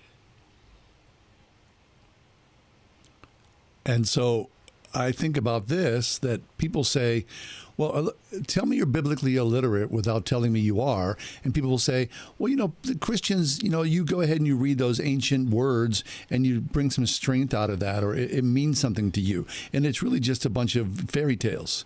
Well, nothing's further from the truth if you yourself, Neal, are a true student of the Word. We find ourselves believing that the Bible brings the Word of God. In a superficial way, of course, it can be looked at simply as an old book full of 25 different kinds of literature and written across many centuries. But the testimony of Christian believers across centuries is that in these writings we find God speaking to us, and that in fact God's Spirit is the X factor, the catalyst that helps us hear God's word in these ancient words. We don't set out to be faithful believers. We find ourselves besides ourselves, in spite of ourselves, often believing that God is speaking to us in these ancient words. And so, of course, then our task is to listen for what God may be saying and to bring everything we have by way of faithful response. That's good. Neal, let me bring another scripture passage to bear here on our conversation. This is the first chapter of Isaiah, and you mentioned this in this chapter as well. Let's start with 15. When you spread out your hands in prayer, I will hide my eyes from you. Even if you offer many prayers, I will not listen. Your hands are full of blood. Wash and make yourselves clean. Take your evil deeds out of my sight. Stop doing wrong. Learn to do right.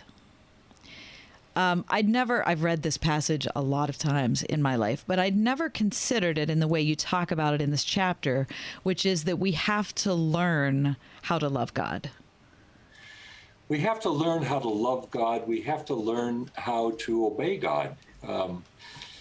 Jesus said, let your light shine before others that they may see your good deeds and give glory to your Father who is in heaven. Not everything we think is a good deed is actually all that good. It may be that we help people in ways that make them wish we had never bothered. It may be that we are bringing a fire hose to a flood. It may be that what we have in mind by way of doing good is actually going to be either naive or counterproductive.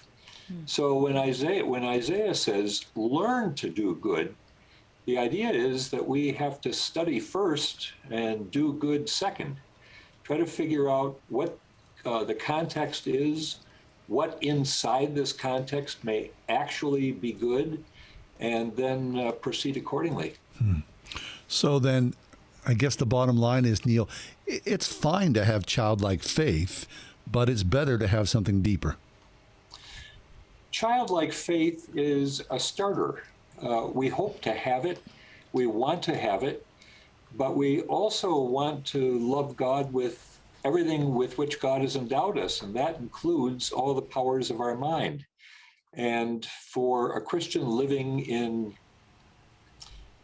ambiguous circumstances, that means we're going to need to do some study to figure out a route through these circumstances that is actually faithful and productive instead of being naive and counterproductive. Neal, I mentioned this last time you joined us, but I cannot tell you how much I have benefited from this book. I mean, it's a little thing for those of you who are listening. It's not like I'm holding up John's holding up a 900-page tome. There's so much in this, Neal. I just want to thank you for your good work on this, and just a personal thanks from me to you. You're very welcome, Kathy. Thank you for saying that. I've been thinking about the Bible, and I've been preaching and speaking from it for over 50 years, and it's possible that I have learned something in the process. Fabulous. I would say you have, yeah. And we're the beneficiaries of it, Neal. Thank you so much. Under the Wings of God, 20 Biblical Reflections for a Deeper Faith. Thank you, Neal. You're welcome.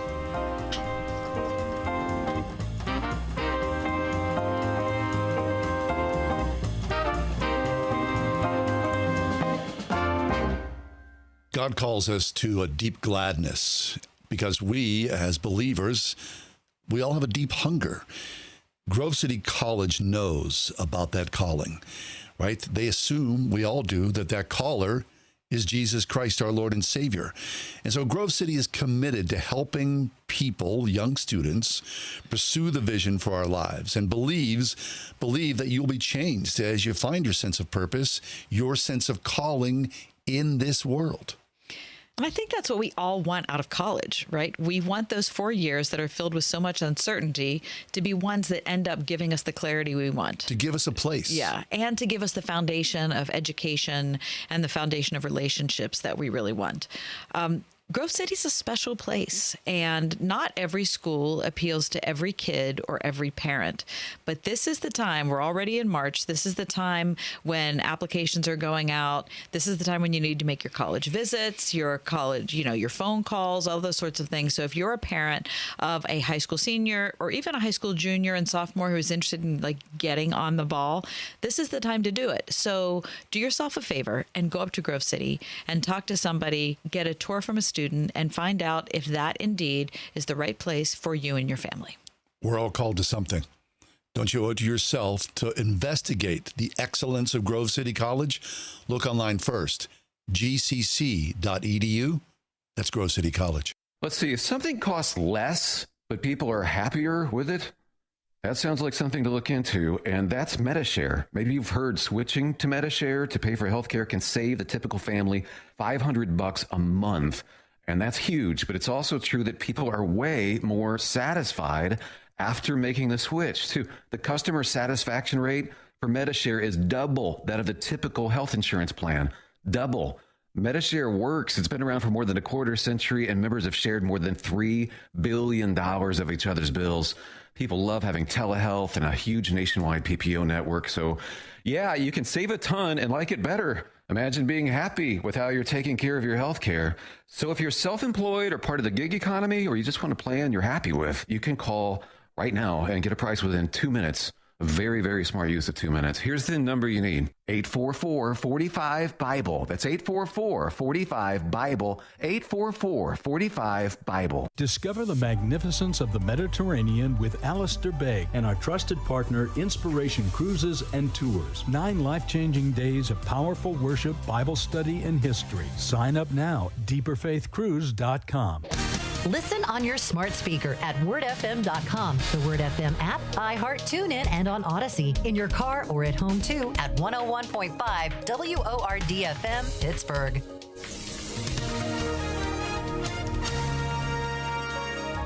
Breezy tonight, a little snow at times with little to no accumulation. A burst of heavier snow can reduce visibility and cause slick spots. Tonight's low 24. Cloudy and windy tomorrow with a snow shower. Tomorrow's high 30. Breezy tomorrow evening, otherwise areas of low clouds, low 22. Breezy Wednesday morning, otherwise partly sunny skies. Will reach a high Wednesday of 43. With your AccuWeather forecast, I'm Drew Shannon.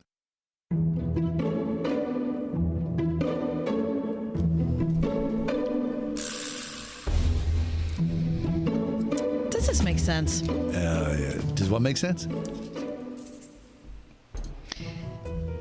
A knee pillow.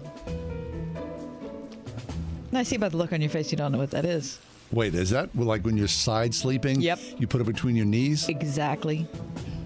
Well, I hope never to have sleeping accoutrements.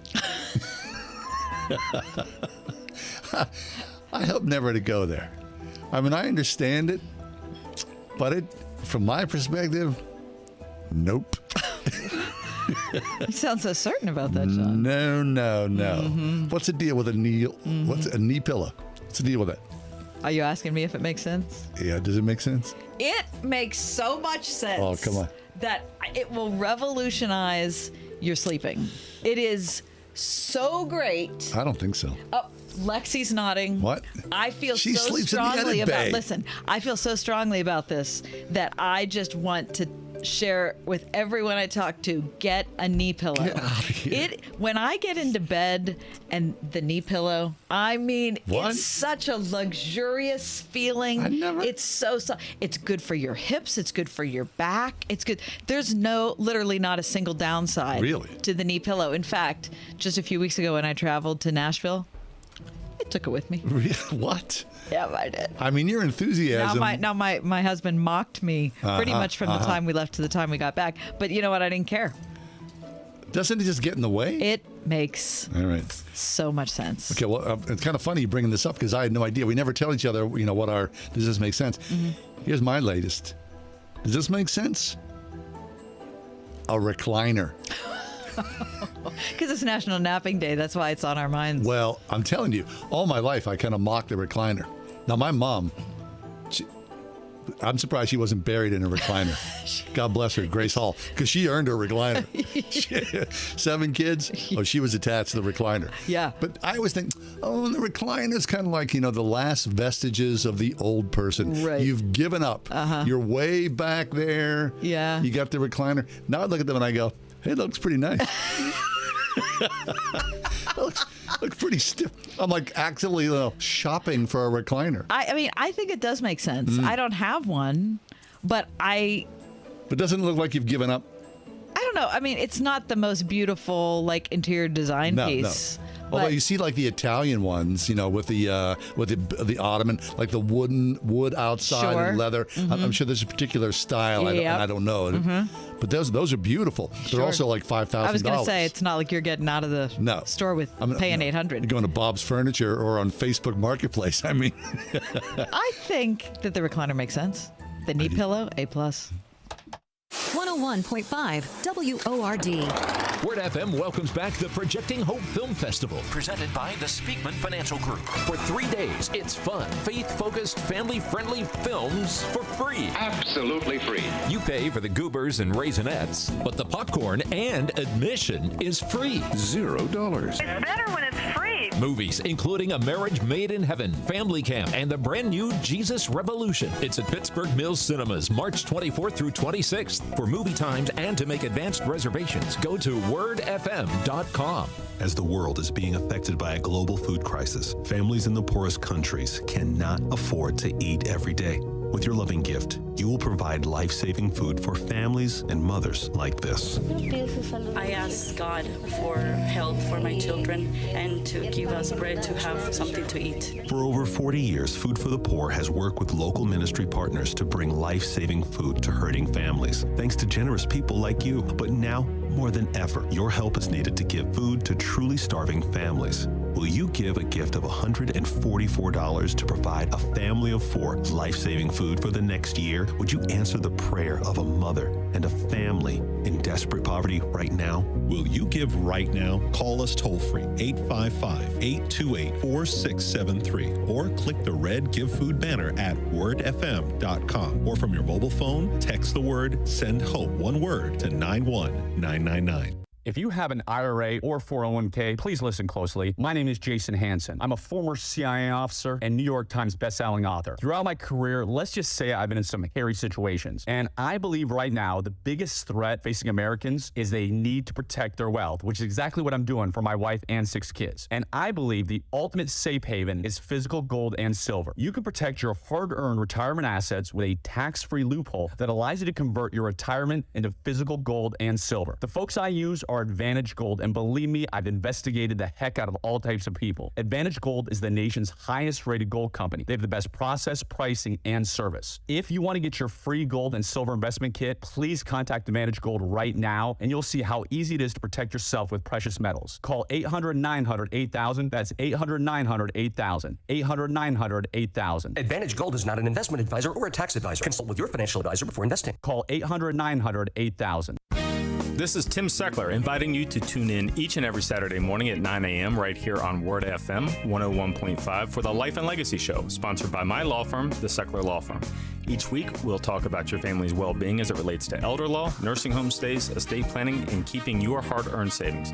And if you missed the Life and Legacy Show, you will find it archived at secklerlawfirm.com. See you Saturday morning at 9 a.m. right here on Word FM 101.5 for the Life and Legacy Show.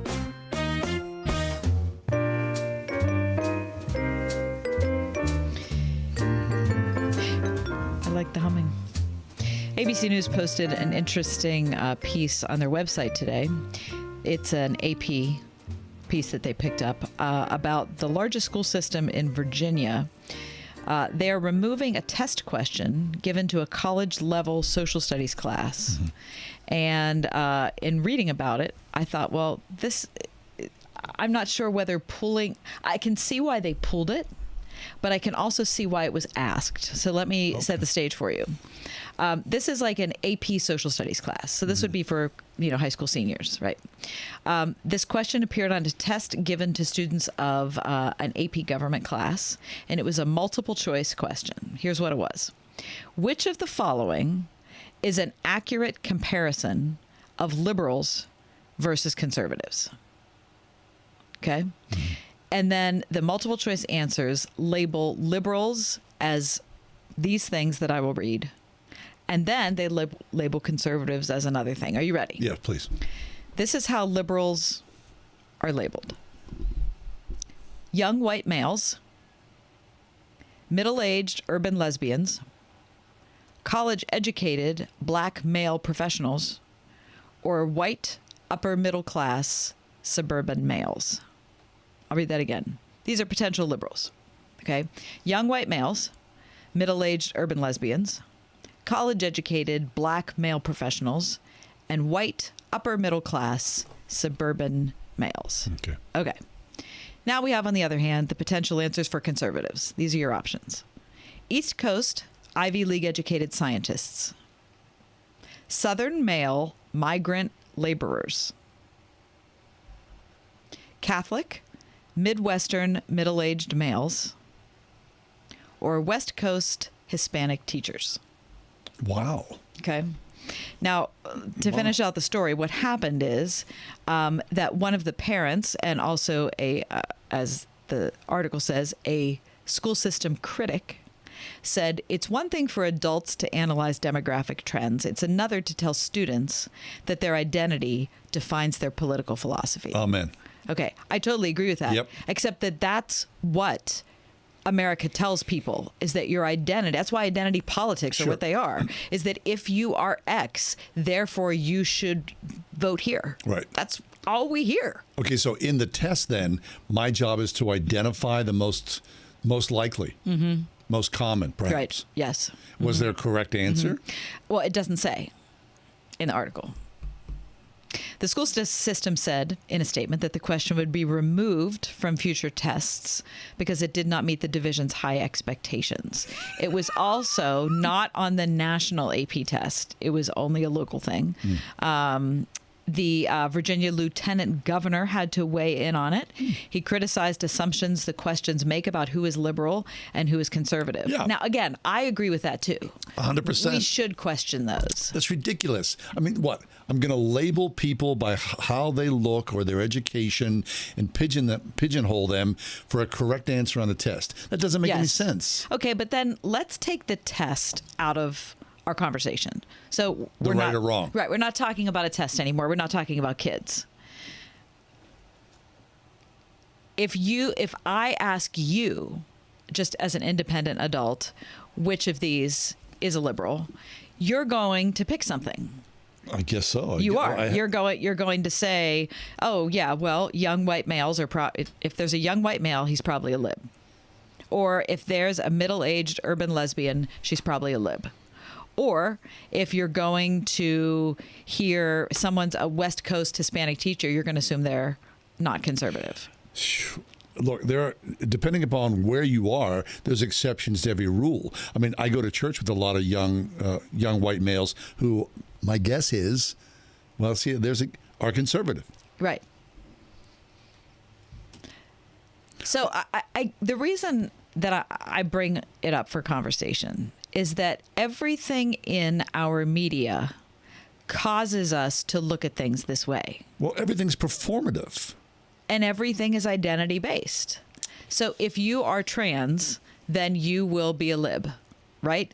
And this is why someone like, I'm throwing out Clarence Thomas as an example. He shouldn't be a conservative. Because he's a black man. Because he's a black man. And if he's a black man, he should be a lib. He shouldn't be a conservative. So Clarence Thomas has not gotten 1/100th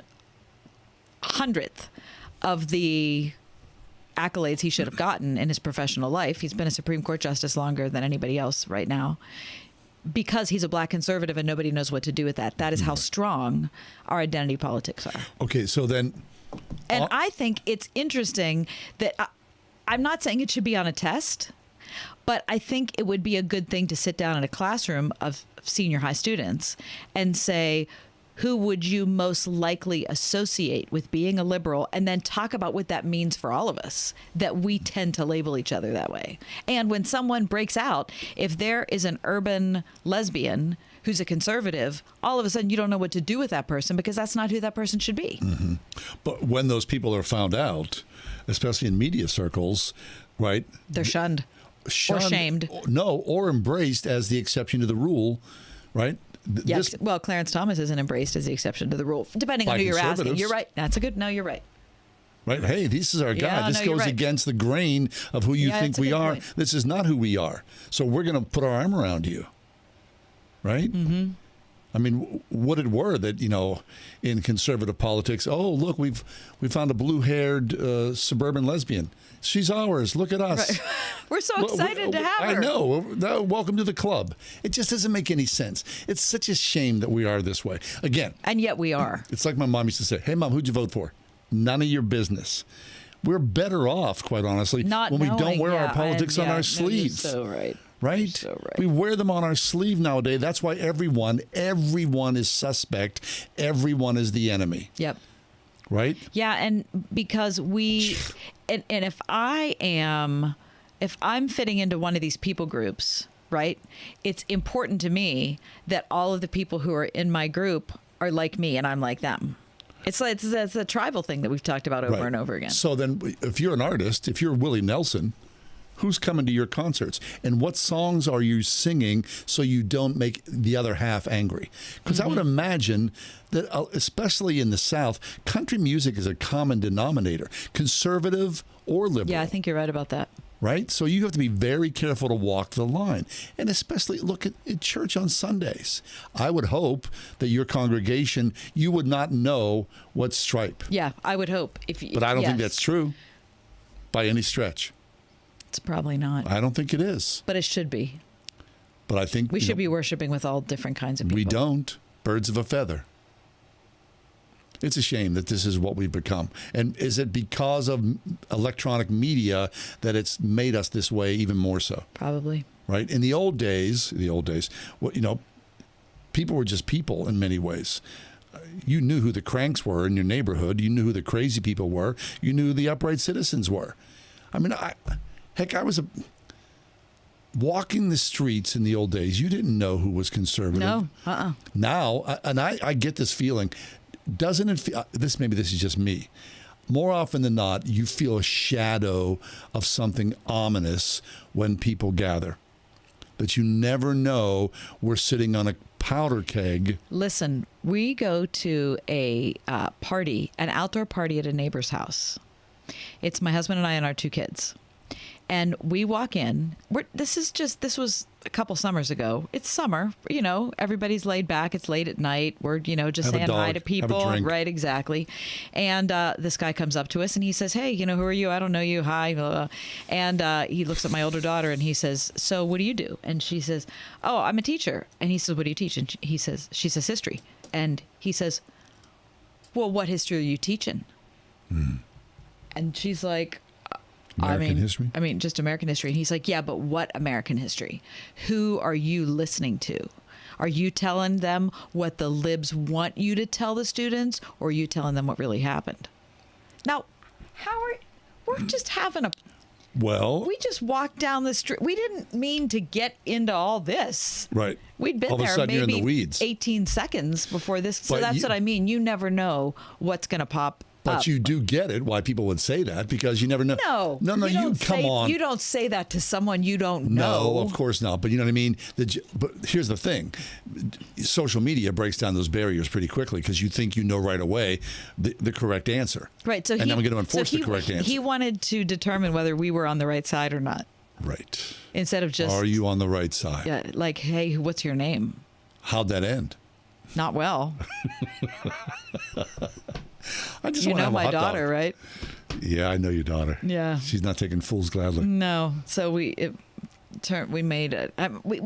We stayed around because then I thought, I wanted to get out of there. I was so hot about it.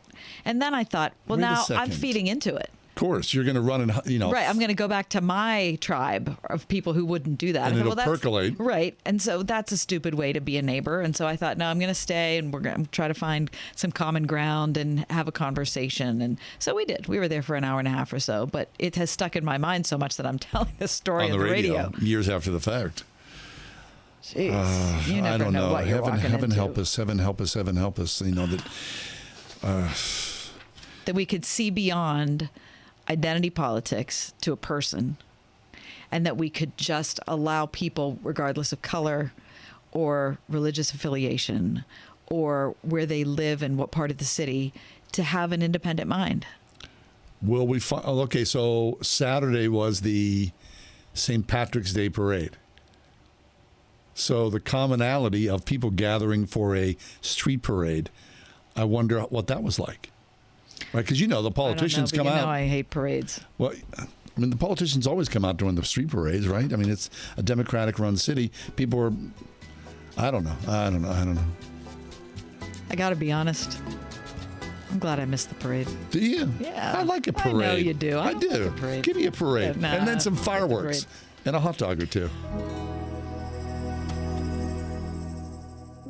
Eden Christian Academy celebrates 40 years of providing Christian education to thousands of children in the North Pittsburgh area. At Eden, students are engaged in an education where dedicated faculty go above and beyond as they teach, connect, and are used by God to help transform the lives of every student. March 13th through 17th is Admissions Week, a perfect time to learn how Eden can equip your child as a critical thinker and caring leader in today's world, pre-K through 12th grade. Learn more at EdenChristianAcademy.org. The bigger your 401k, the better your retirement, right? Wrong. The fact is, with proposed new taxes, another market crash, inflation, and rising healthcare costs, you could be forced to downsize your retirement. Discover the secret savvy investors are turning to for retirement security. A new 401k law that unlocks an ingenious retirement protection plan that could protect your savings from inflation and a stock market downturn while boosting your retirement income as much as 40%. It's all laid out in simple language in a new book from Josh Melberg. His insightful guide is your roadmap to retiring with confidence, and it's yours free with one call. Don't risk a lifetime of work building your retirement. This little-known retirement protection plan could safeguard your wealth and boost your retirement up to 40%. For your free copy of Guarantee Your Retirement by Josh Melberg, call now. Call 800-337-8051. That's 800-337-8051. 800-337-8051. Creation Festival 2023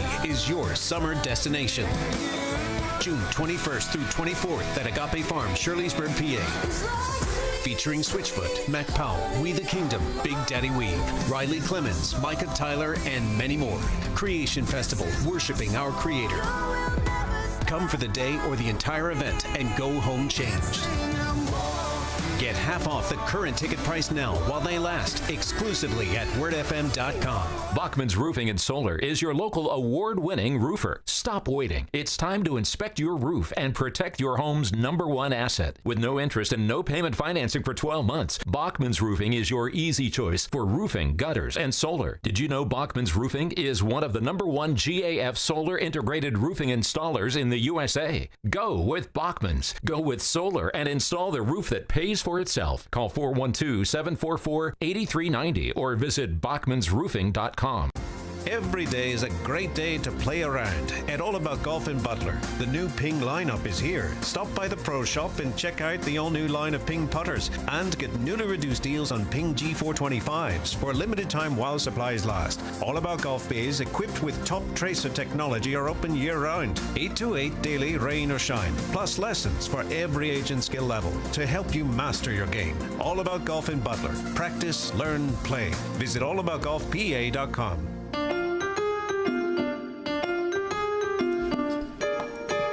Okay, we were going to go get fish on Friday, Lex. Somehow that slipped our mind. Did you think about that? I forgot about it. I forgot about it. I totally forgot. So, we all so forgot. we have to go this Friday.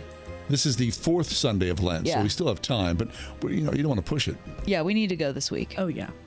I made some cod the other day. Fried some cod. Yeah? How was that? It was excellent. Went down to Woolies. Okay. Bought it was just the two of us, just a pound and a quarter. Okay. Plenty left over. I think I was there. I think I was at Woolies on Friday. The cod was so beautiful. I bought salmon, and I was thinking of buying cod instead because it was so good. Delish. Whenever I get down there, you're better than this than I am. Whenever I go into Woolies, I think, why don't I eat more fish? Oh. Why don't I do that? What's the problem there, Johnny? Yeah. Get your act together. Go for it. Do you ever do canned salmon? You know what? My husband just Saturday said, I think I might try, because he does a lot of canned tuna. He's not allowed to eat. He's not able to eat meat. Yeah. Or chicken or turkey, anything like that. So it's fish only. And so he's always looking for protein sources. And so he often will make a salad and put tuna on top. And he said, hey, what if I put canned salmon on top? And I said, I've never had that. Is it good? It's pretty good. He said he'd never had it either. Wait, no, you came up the other day. I was in the cupboard, the kitchen cupboard, and there. Oh no, I'm gonna come out looking bad. No, this is good. Story. There was a can of sardines in tomato sauce, and I was like, "Where'd this come from?" And my wife, she started laughing. She goes, "Kathy gave you that." Yeah, John. And I'm like, what? I'm not going to eat that. And she said, well, apparently you must have told Kathy you were going to eat it because it's in our kitchen cupboard. You did, because you said, I used to love sardines. I brought you a can. I guess that was the end of that. In oil. Yep. In oil, not in you don't like sauce. it in tomato sauce? No. What is the big difference? Like, why did... I don't know, Kath. I just think it is. But all of a sudden, you're not going to eat it in tomato sauce? Well, it's become a little sort of flashpoint in the kitchen there. Well, I think you should bring it back, because I know one family that would eat that in a hot minute. How'd I get it? I don't you were remember you telling giving me it to how me. much you were, how much you like sardines. And so because I'm a kind and gentle friend, I brought you some. Yeah. And that was the end of that. Now I reject it, and it becomes like a little something in the whole household. To be honest with you, it's a sad story. Heaven help us. The Ride Home with John and Kathy, a production of Salem Media Group. This is Carol Platt-Liebau for townhall.com. The Merrick Garland Justice Department is at it again. They're insisting President Trump can't use legal immunity as a shield against civil lawsuits by 2 Capitol Police and 11 Democratic congressmen. The suits seek to hold Trump personally liable for the Capitol riots because of his statements on January 6th. Trump has claimed immunity on the grounds he was speaking to the people on matters of public concern, a traditional presidential function. But the government lawyers insist that doesn't include, quote, incitement of imminent private violence, unquote. Reasonable people can reach different conclusions about the nature of Trump's statements on January 6th. But haters have long been breaking established norms to get Trump. Allowing presidents to be sued personally for speech falling even arguably in the sphere of public concern sets a dangerous precedent, potentially deterring future presidents from speaking in unpredictable times when the people might need to hear from them most. I'm Carol Platt-Liebau. Ask Alexa to play the word Pittsburgh to hear us there. We're on your Google speaker, too. Plus iHeart, TuneIn, and on Odyssey. 101.5 WORD-FM, Pittsburgh.